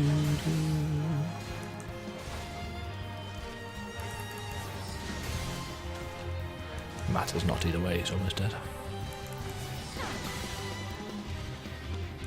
As you can see, combat at this level is a little bit more dull now that we've experienced higher level stuff. Press 1. Press 12. Press 1. Press 12. Press 1. Press 12. Press 1. Press 12.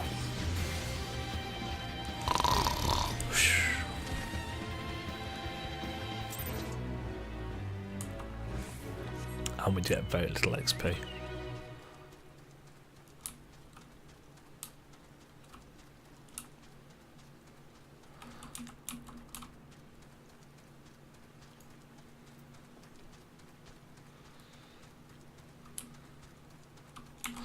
While we're here, let's go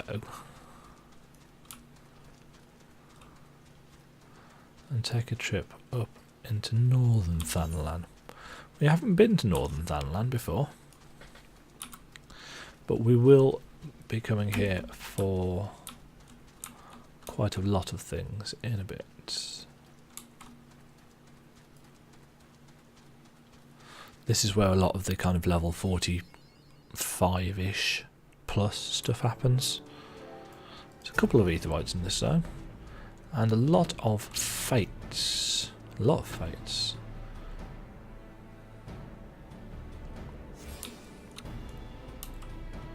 So yeah, the big fight with the Imperials goes down here. There, Castrum Meridianum.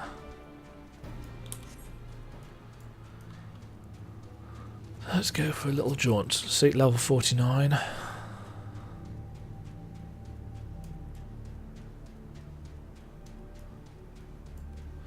This is very much the front of a war. To try and avoid those basilisks if we can, because they are quite nasty.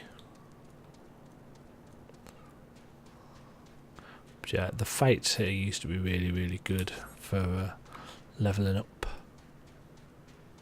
and getting seals.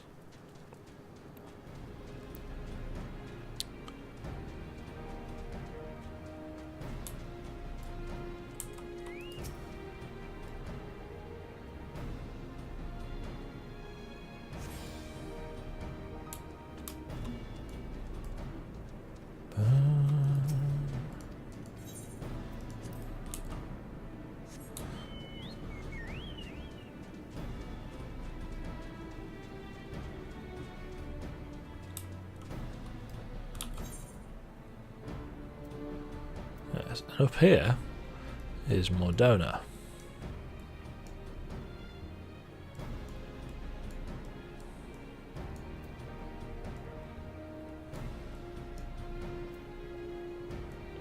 You can get to Mordona a couple of ways. I strongly suspect that this particular way will be suicide.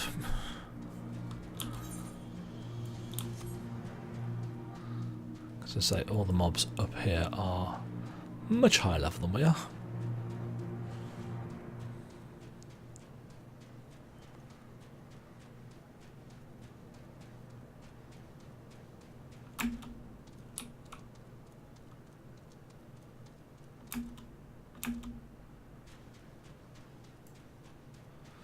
Yes, this is a veritable battleground.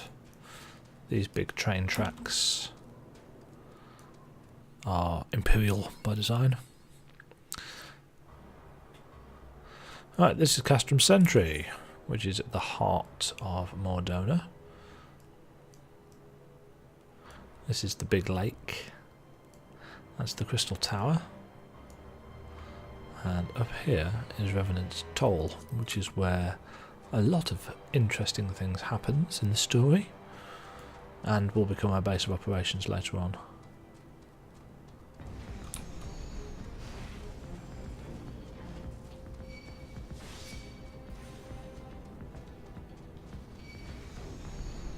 It's possible that we can get through here without dying.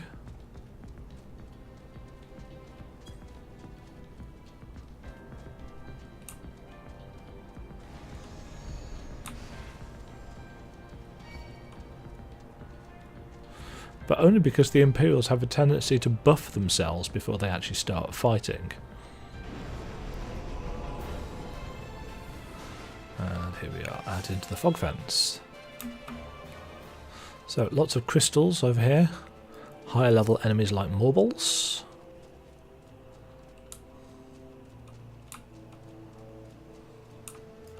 And mud puppies.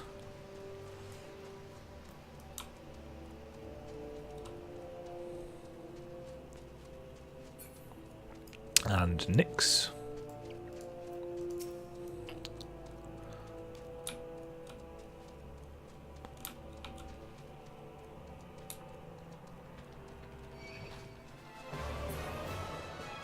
Right, this here is the old camp that was available in 1.0, Camp Revenant's Toll. I actually remember going to Camp Revenant's Toll. It literally looked like that, as did all of the camps in 1.0. There was no variety or anything interesting about them. They all looked identical. Some would argue that, like everything else in the game, they were cut and paste. Bertius. This, on the other hand, is the new Revenant's Toll.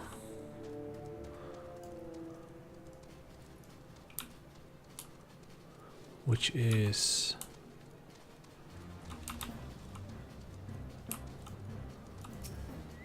kind of cool, but there's not a whole lot here at the moment. I suspect it will be... I don't actually know whether it's instanced or not.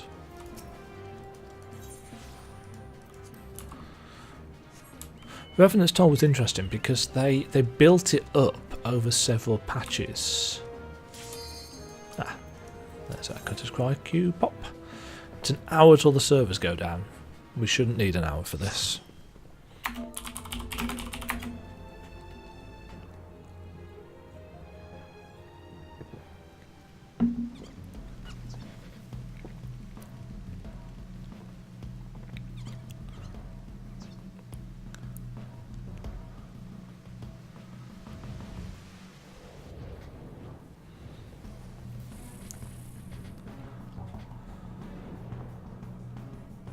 So, this is Cutter's Cry. It's a fun mix of things. Right, let's use some food.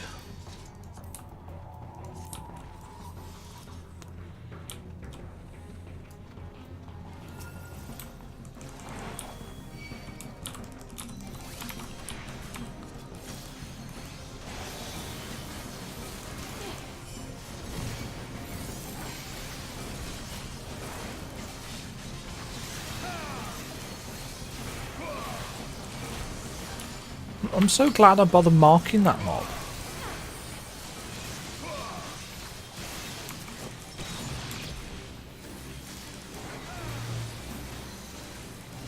Seriously, I do wonder why I bother sometimes. Anyway, so in this first floor, you'll kill the enemies.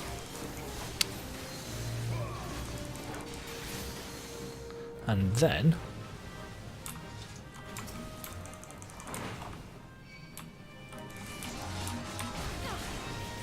I've forgotten about this one. And then a second wave will spawn and you have to pull those and deal with them.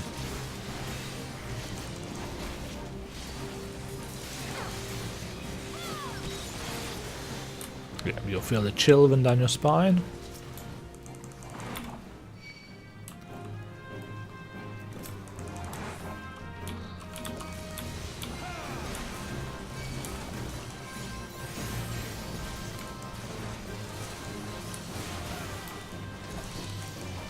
It's definitely worth using all of your defensive cooldowns. This can be quite a taxing dungeon on the healer.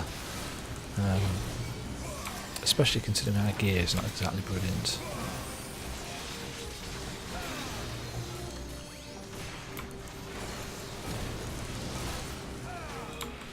That being said, knowing what you're doing does count. Right, once they're dead, you use the shifting sands, jump into the quicksand, and it takes you down to the next bit.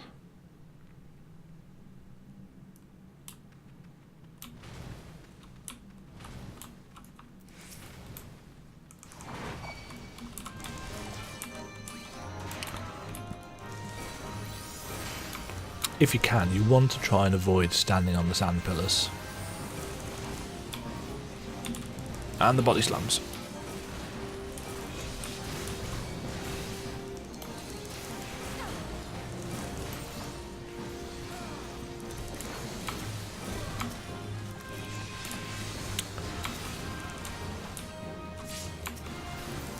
Shit.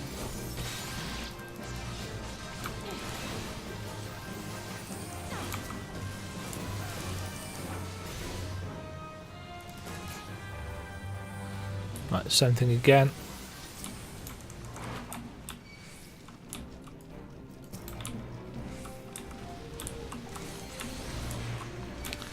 Generally speaking, they will aim for the healer. Because the healer will undoubtedly have a regen or something on you.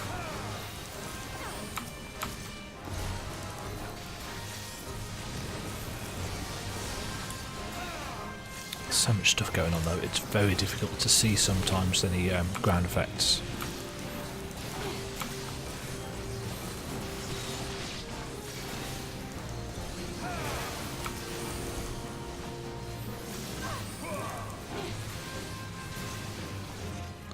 Same thing happens. Down to the shifting sands. And it's on to the first boss, I believe, which is a giant ass worm. No, I'm wrong.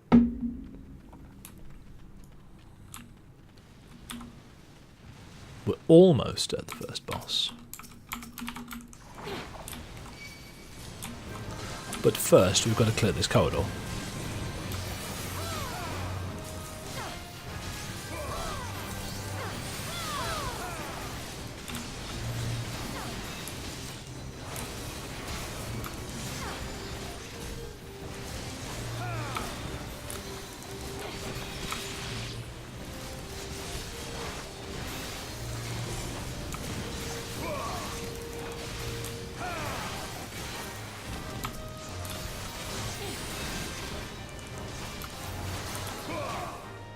Right, there's two groups of this trash.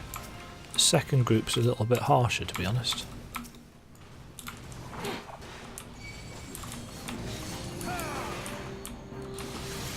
There's a lot of AoE. The Basilisk does its ground slam thing.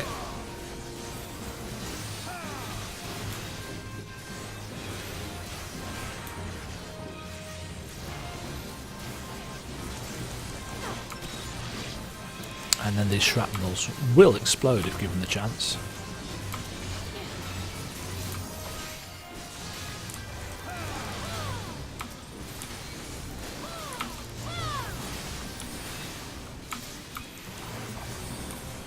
Self-destruct will very likely kill anybody that's undergeared in its AoE, including probably us actually.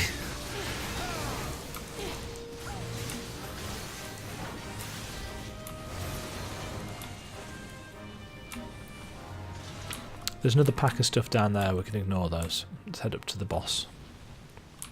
So the first boss is this, the Myrmidon Princess, not the big worm. The big worm's the second boss.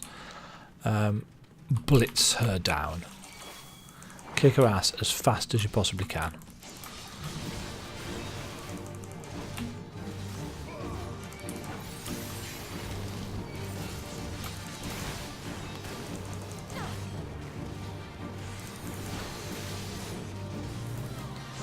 She will annoyingly silence somebody.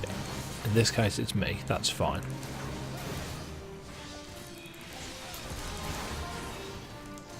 Doesn't last very long anyway. She'll summon 2 waves of ads as the fight goes on.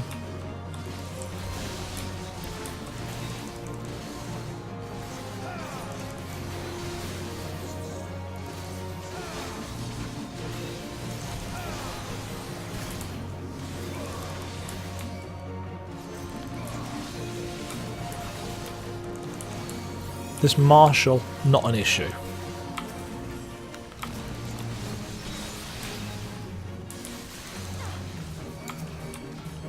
But you do need to kill him reasonably quickly.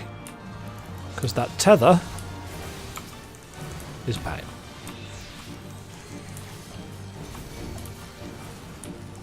Ah, silenced.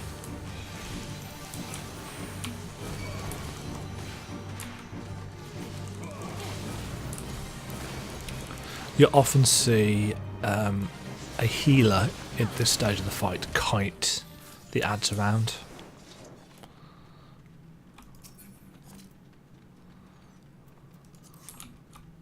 It's a nice ring.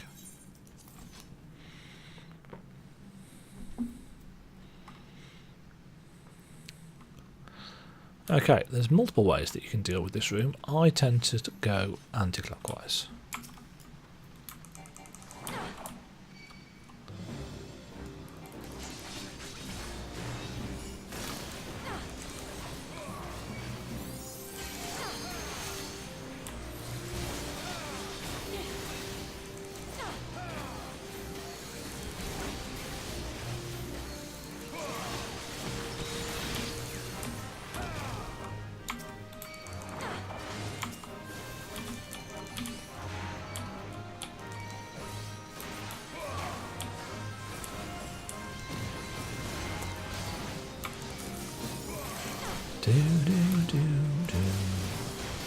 But as you can see, we're getting massive amounts of XP.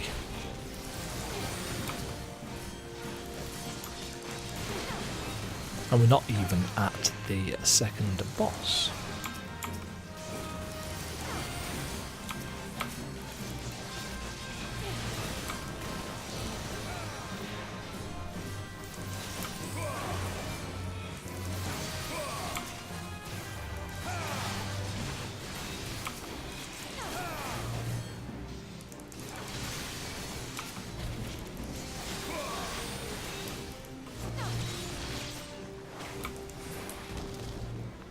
Right, there are some treasure chests hiding in this place. Generally speaking, they don't contain anything particularly useful.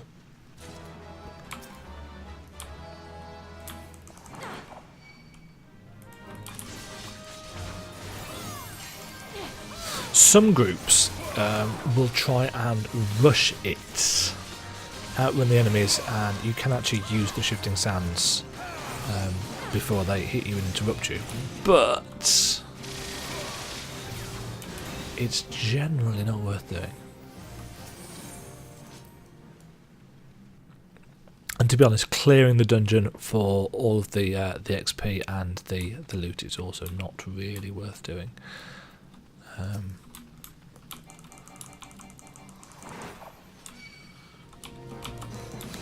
Just because we've got a red mage, I'm going to grab the Sapper Tender as well.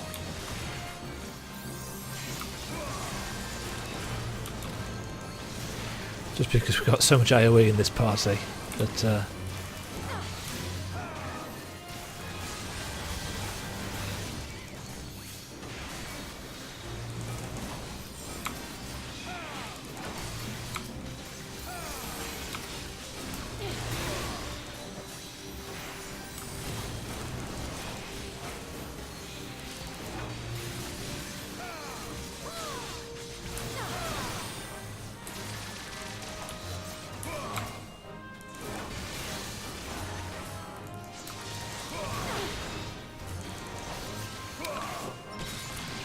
usually these chests contain trash, but sometimes they will contain a nice thing like that.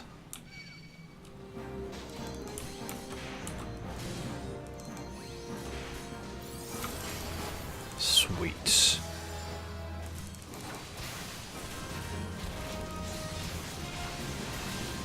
I shall put that on in a moment. Ouch.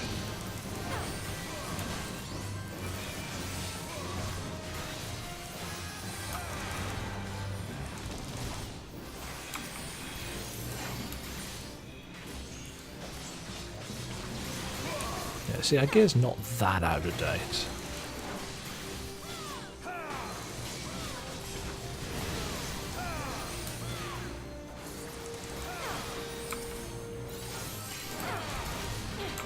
But this dungeon does hit hard. It's one of the first. This and Sunken Temple, I think, are where the things start stepping up. And by the time we get to Stone Vigil really does hit hard. And you'll want to make sure that your gear is as good as you can get it before you go into that. Okay, here's the giant worm. This guy has got some interesting mechanics. And the red mage wants to pull him.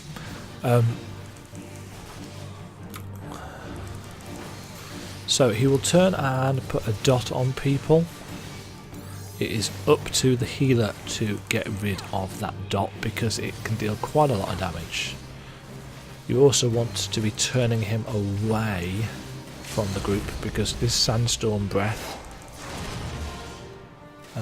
does a lot of damage to non-tanks. He'll crawl down into the middle and then he will charge across the room like that. You want to be as far away from that as possible. Don't run around behind the tank here. That's the dot. As you can see, it does a lot of damage and you want it cleansed as quickly as you can.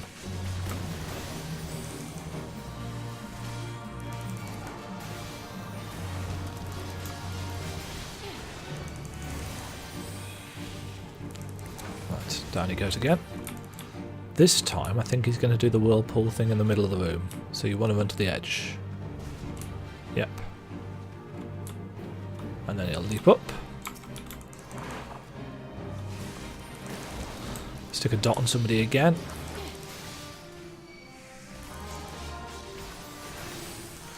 You don't want to run in too fast after that one, especially if you're a melee.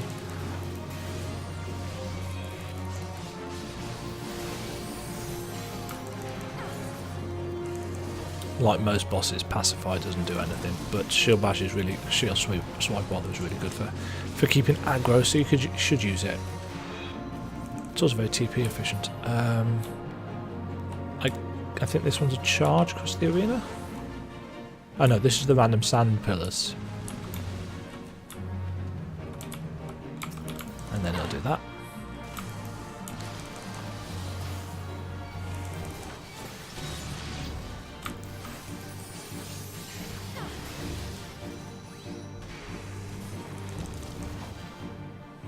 Yeah, sometimes he'll do his sand breath straight after putting a dot on somebody.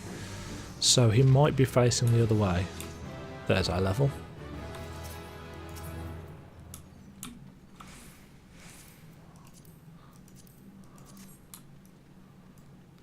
Quite like that claymore. Got it. I am going to come back and switch to Dark Knight because, you know, favourite 10 class. Okay, this is the final run. In here we've got some of these slime mobs. They're not too bad. It's probably not worth AoEing these down. Just do single target because there's only 2 of them. Most AoE spells in the game only really are any good if you've got more than 3 or more targets. So you want to be paying attention to how many there are. They will cast a poison on you. It's reasonably painful, but nothing too major. There's also, around here, an Arcos golem. And this thing is not particularly difficult. Don't tread in the fire. It will explode to nearby party members.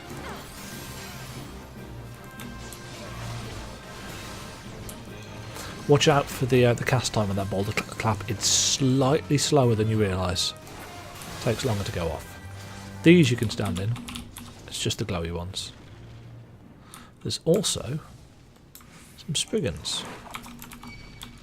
You probably want to be killing the Spriggans first because they cast some fairly nasty magics.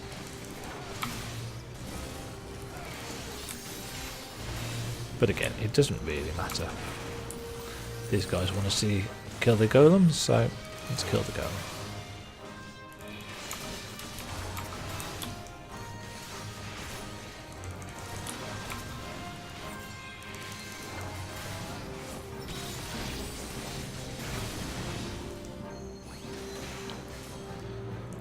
Do do do do do do do do do.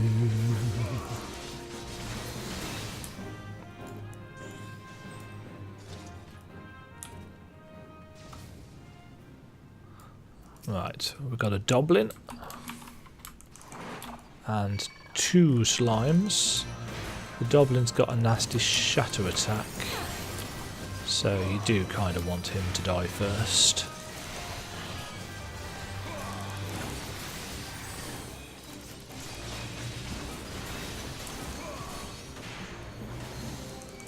That will hit hard on anybody in melee.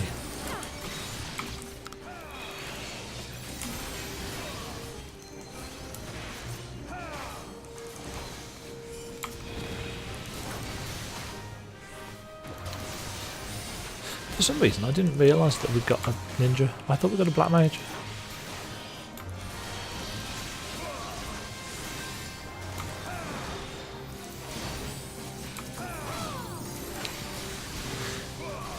If you've got an astrologian in your party and you are tanking, don't worry too much if your hit points gets down to about like a third or something. He's not letting you die. They've got an ability that they can use every 30 seconds or so that gives you a massive cure.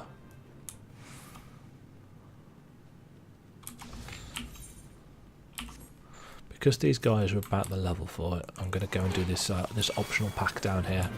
There's a treasure chest down here that's usually got a piece of jewellery in it. They might not need it, but I'd like it. Oh, balls, I've accidentally doubled up on my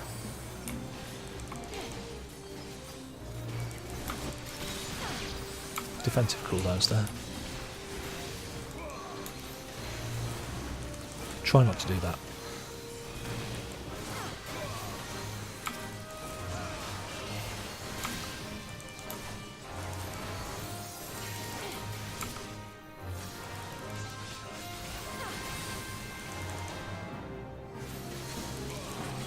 Ooh, we forgot to put that bracelet on, didn't we?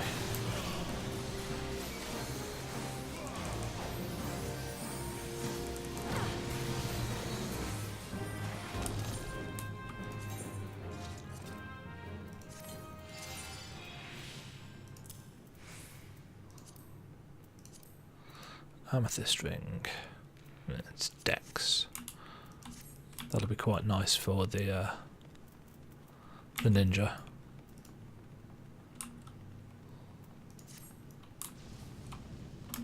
Right, another golem, but this time with 2 Spriggans, if I remember correctly.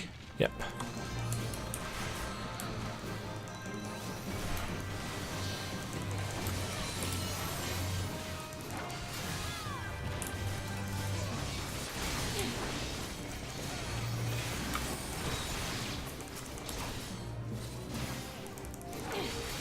We're almost at the final boss.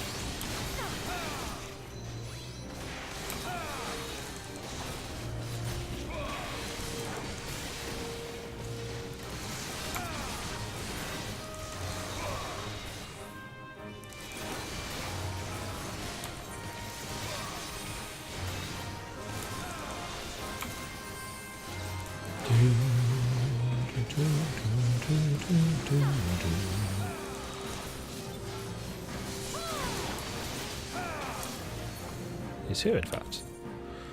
I assume it will want me to try and put because it's got a vit on it. Here we go. Cuts cry.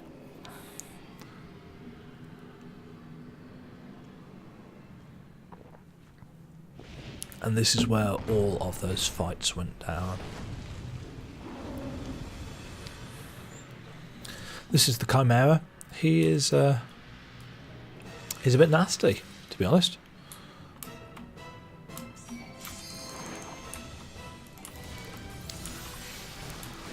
He's got a couple of tricks to him.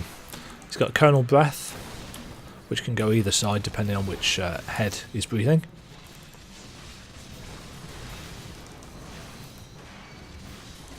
Lion's Breath gives you no cone, so you're going to have to face eat that if you're tanking. Ram's Breath to the other side. That's cold. If his eyes burn violet, Dragon's Voice, you want to move in. If they burn blue, you want to move out. Don't have to go super far. Hopefully he'll do it so we can show you. Yeah, blue. Only to about there.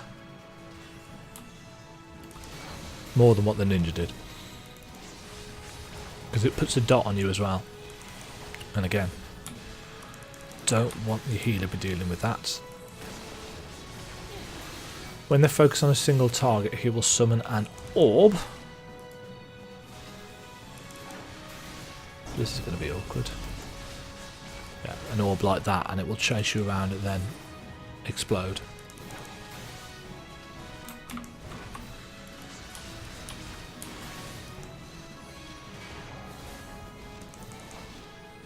Blue out.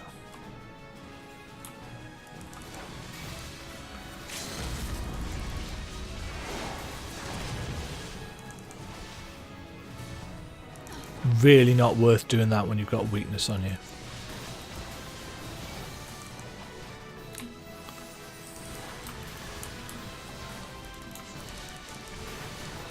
Dragon's voice in.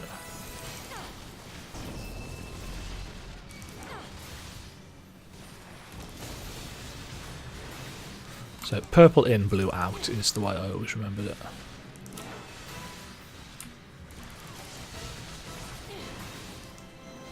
Right, Ram's Keeper is this attack here. Puts a purple again in. He's going to die.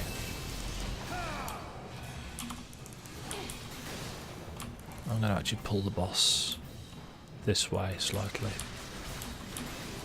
Don't run in that.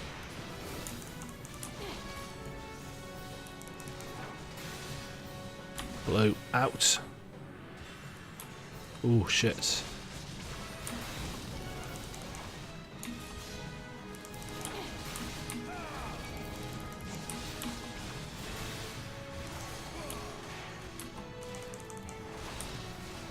Our ninja is playing like a complete idiot. In.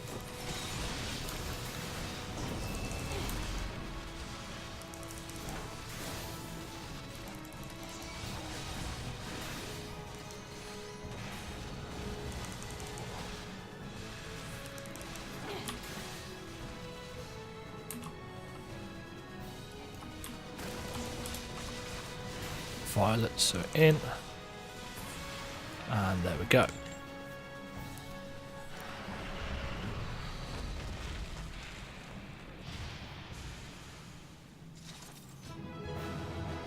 Win!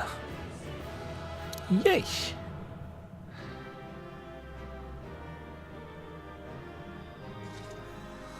Good job.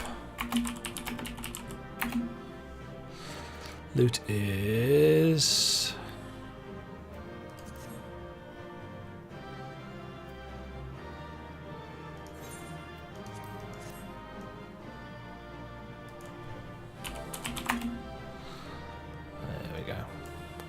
So as you can see, that got us a good third of the way through 39. So that's pretty good. Unfortunately, it didn't give us any gear.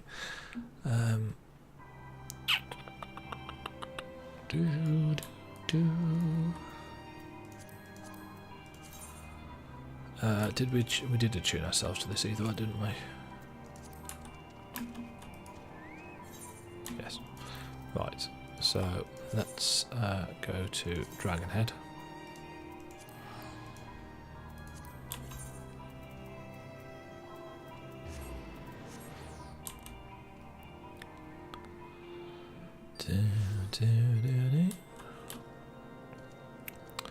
Now, if I remember correctly, there is a...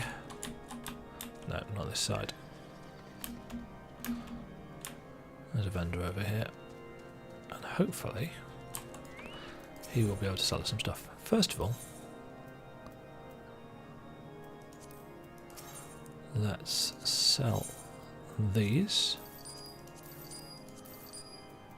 Nice chunk of cash. Let's also sell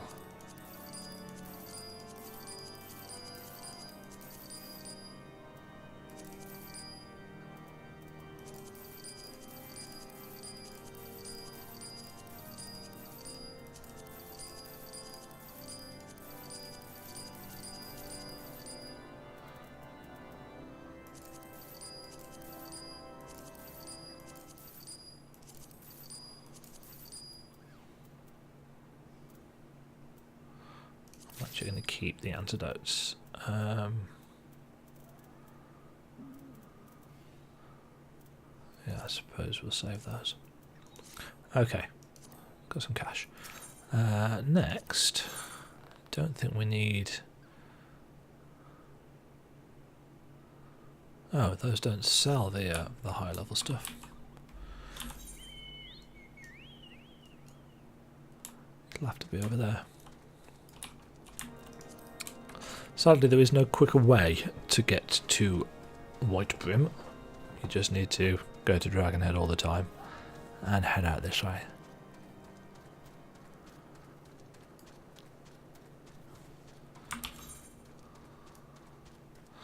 Vodorigas and Hipposurfs.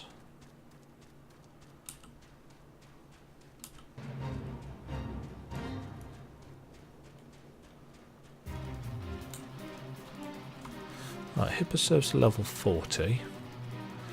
Rodriguez are... We have to pass some of those to get ourselves up to Stone Vigil, so...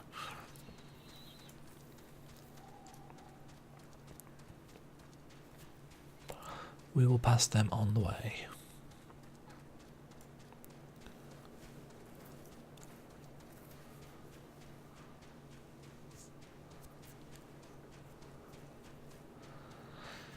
But yes, for now we are going to stick with the Paladin.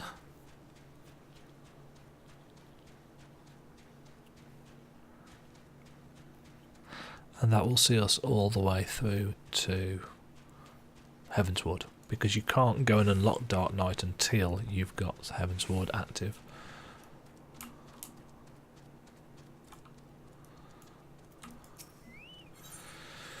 Sir Brunadier seems ill-inclined to help you. Your timing could not have been worse, traveller. Lord Drillamont's attentions are focused solely on the Stone Vigil at present. In any case, it's not my responsibility to escort visitors. Take your letters and show them to Sir Albois. Yes, Sir Albois can surely accommodate you. Seek her in the storeroom on the opposite side of the arch. You'll notice that Sir is a title. It's a knight, and the knights are not sexist. They are not gender locked.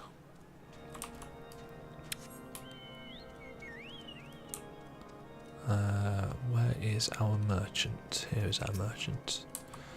Will he sell us something that's more our level? 42, 40, 40, 40.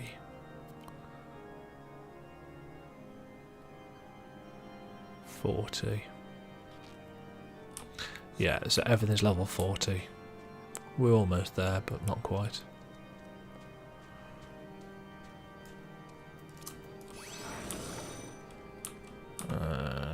Sir Amboise is upstairs. Alboise, not Amboise. Hi, Sid. Yes, I think she's upstairs. Huh? No? What?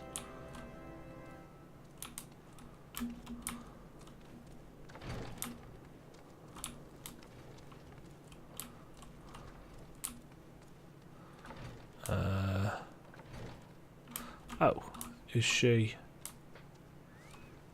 Yes. Sir Brunadier bade you speak with me, did he? I know not why he presumed I would be in a better position to help, but I assure you that he is mistaken. Lord Drillamont hasn't the time to spend speaking with low-ranking knights such as I. However, he always has a moment to spare for head chirurgeon Estidian. Why not visit the infirmary upstairs and show your letters to him?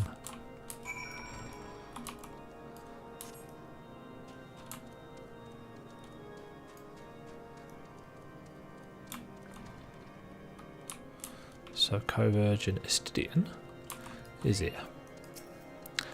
Are you here to visit a patient, madam? What's this? Letters of introduction from House Fortamp and Helenaire. With documents such as these you needn't seek an escort. Pray proceed to the barracks and speak with Sir Goudeneur. He should know Lord Drillamont's current whereabouts.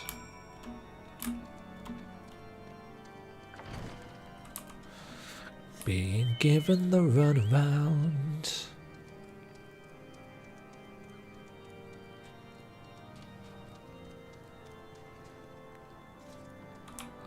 Oh, and of course we've got to go climbing the tower. Only one level this time. Good anew. What reason have you for barging into... Oh, I see. Well, you're in luck. Lord Drillamont is just up these stairs. Let us know that I would not expect much. House Duandere as a whole does not hold adventurers in high regard. You'd best state your intentions quickly and succinctly. Show proper respect, and it shall be returned in kind. Yeah. Sir Goudeneur permitted your passage. Very well. Speak.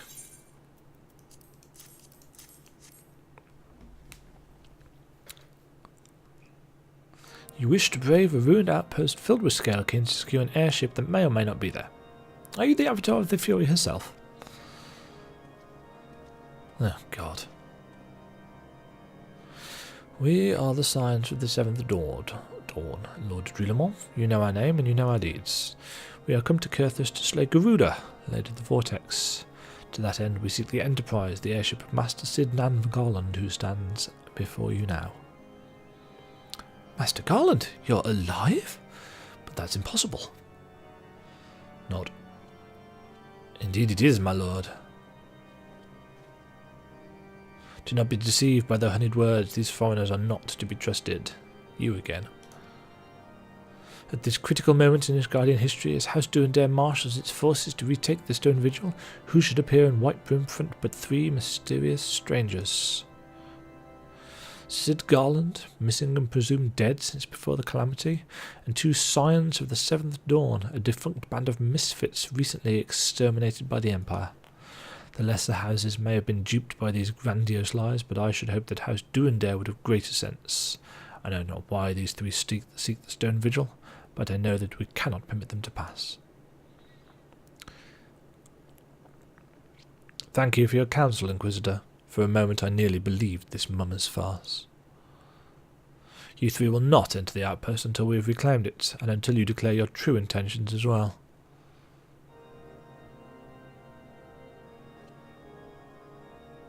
It could be moons before House Duendare purges the dragons from the Stone Vigil. We cannot afford to wait that long. Sid, Temujin, we must do whatever it takes to earn Lord Drillamon's trust. Understood? Yes, let's go do some more boring shit. But this guy... something is off about him. There's something off about him before, but it's even worse now. Come now, you didn't think it would be that easy to earn Lord Drillmon's trust, did you? Even if you are who you claim to be, it would be reckless for him to believe your story without question. At the very least, you ought to show your support for House Duendare by culling feral crocs in our stead. Simple gesture like that will probably earn you the respect of Sir Cluterian, as he's always struggling to find men to attend to the task. Why not give it a try? So we get a selection of tiny tasks to do here. Do we need to go up or down for the next one? I can't remember. Oh, this takes us outside.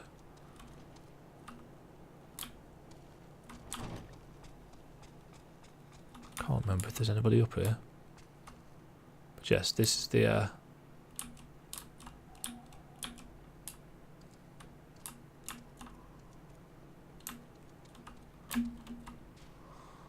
going down.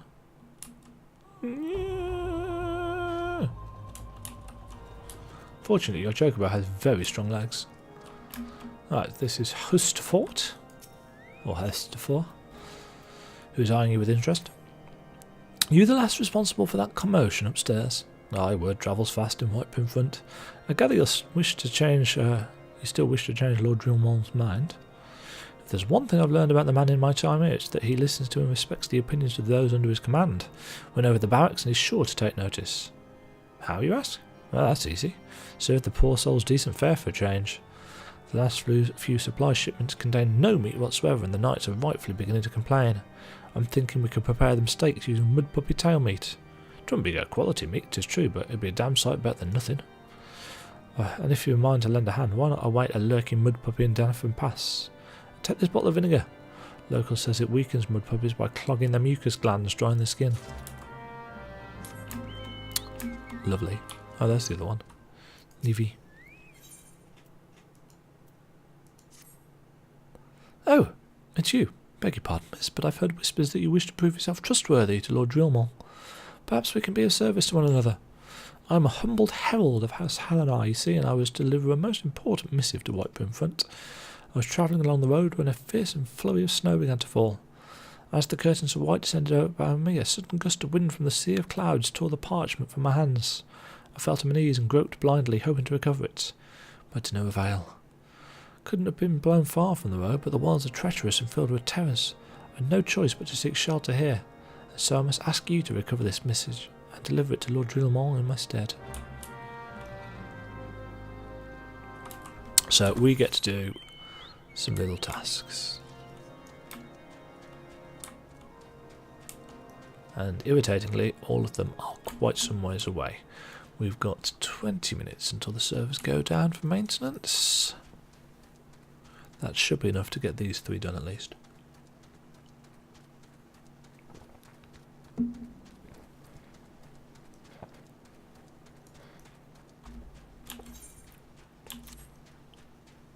Chinchilla. Who got the keys to my boot? No. So this is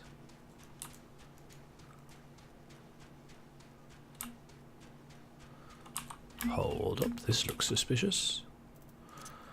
Release.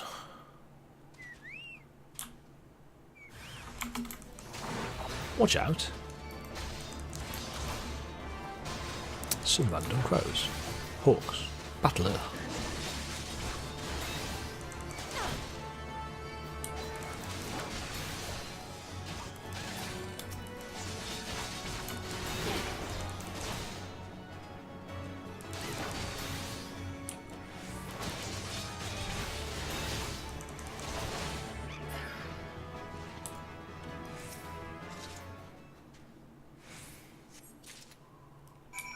Right, so we've got our lost letter.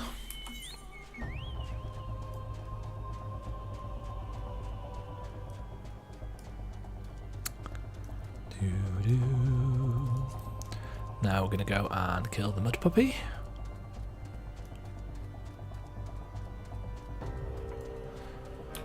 This is one of those enemies that is a lot tougher than normal, and you need to apply some kind of item to it in order to weaken it, which is why we've got this dark cider vinegar.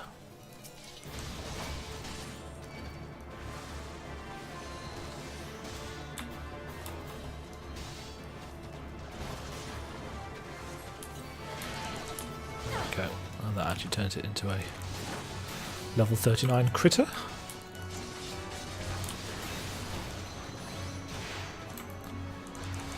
Do do do do do do do.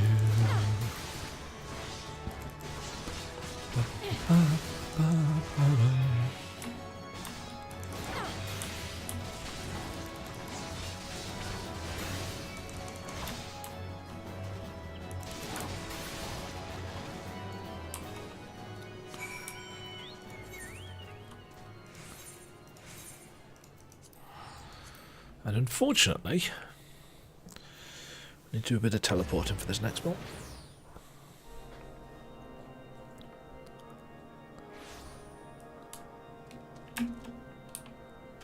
Where am I going? South.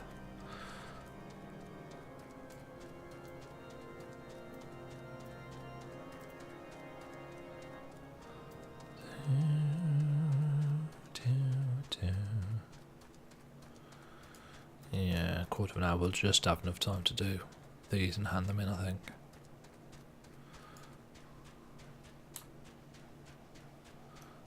Mind you, I've got to kill 5 of these as well.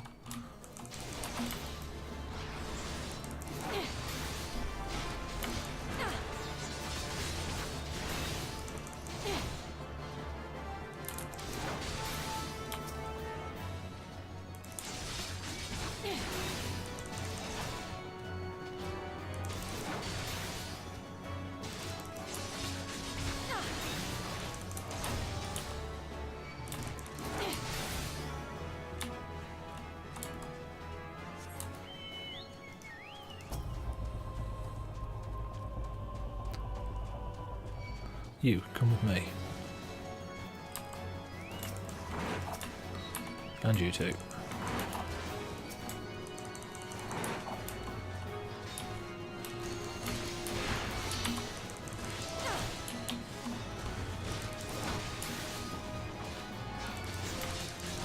Don't do this if you're a white mage.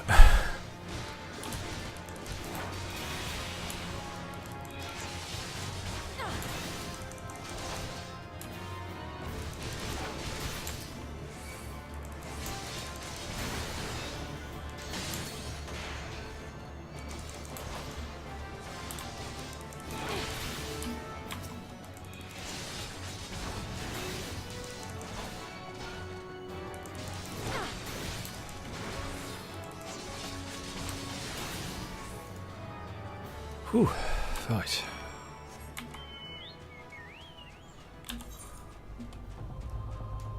And now we've got to run back over to White Brim. Bit of a trek, unfortunately.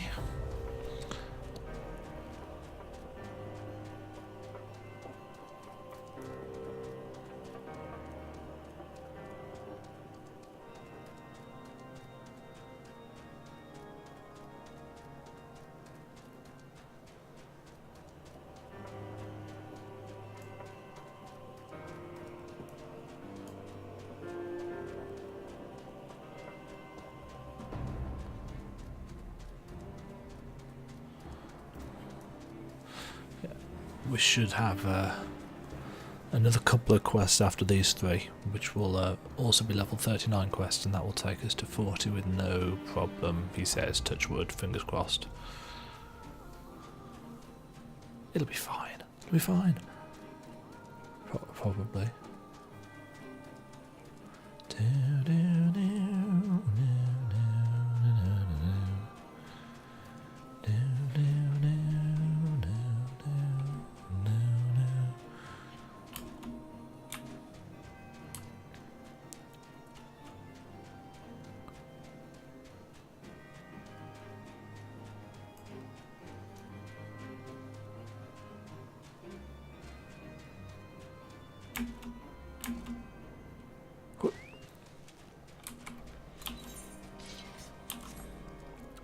Right. First of all, Clatarion. A little bird tells me that you slew some crocs in an effort to go in my favour. I'm afraid you've been had, miss. That young fellow merely sought to shirk his duties. Still, your heart was in the right place, and it cannot be denied that the people of Curthis are better off without those beasts. Very well. I see that Lord Drillmore is made aware of your deeds.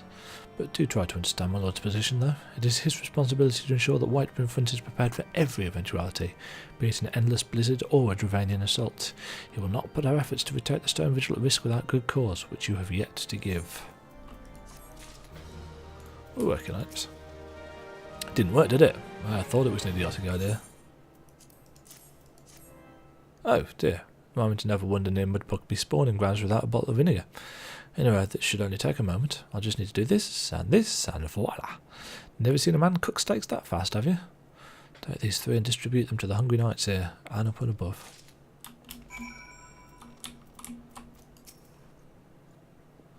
You there, lass? Don't think I didn't see you and your cook conspiring together. Let me make myself perfectly clear. If you wish to buy my trust with the steak, it would be my pleasure to oblige you.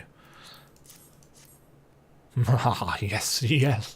I feel invigorated, refreshed, as if I have the strength of 10 men and their wits beside. I shall have no trouble concocting a new reason to refrain from sentry duty.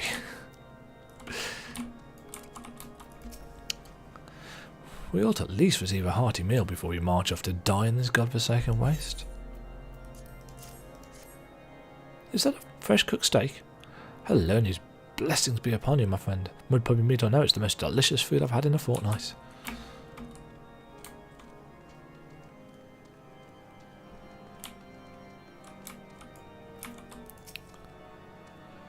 Ever must we train to maintain our skill at arms, yet never are we to receive proper sustenance. You are a godsend, my friend. Too few appreciate that House Durandare must do more than its fair share for the sake of Ishgard.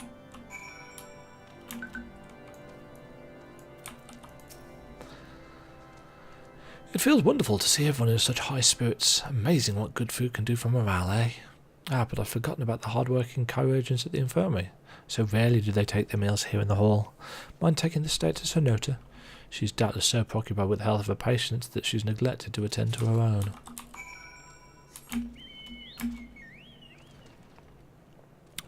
Running short of time.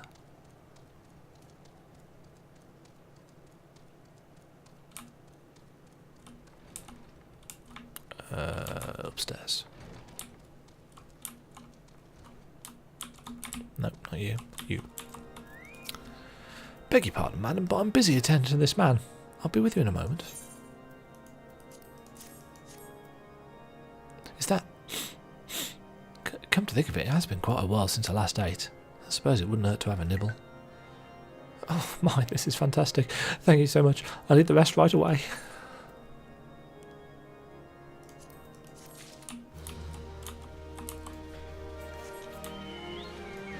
Such knight's bread. We need to go up and speak to Drillmore. Hopefully he doesn't send us out again.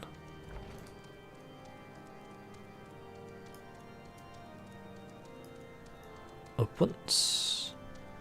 Up twice. Did I not make myself clear? Begone from my sight, foreigner, or I shall have you removed. A missive? Give me that.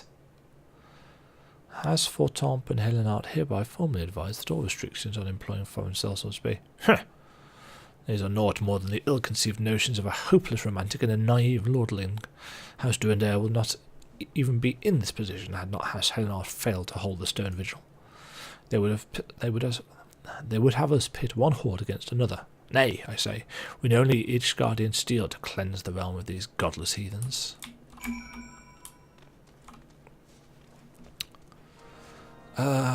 Patriotism. America! Lord Drillamont rejected our proposal, didn't he? I could hear him shouting even from here. Alas, he's not the only one to heap disdain upon House Helena. Ever since we lost the steel and stone vigils, we've been at the mercy of the other high houses. We should be the ones fighting to reclaim the lost outpost, yet it is House Duendare that must pay the price for our failure. But how can I bear Lord Drillamont's harsh words back to Lord Fansel? May, I should remain here for the now.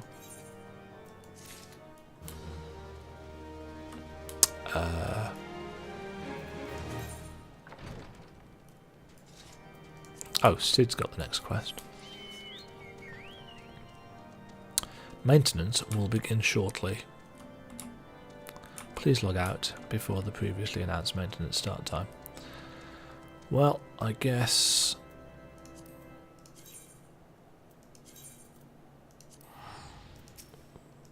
that will have to do for the now. Mind you, that's almost smack bang on 3 hours, so that's not a bad stretch.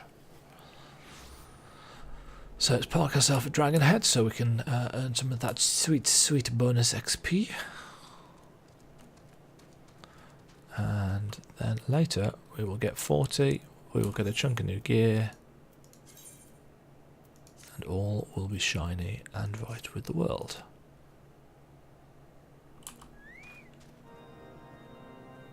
What an outfit this is. Right, for now, bye bye. Bye bye.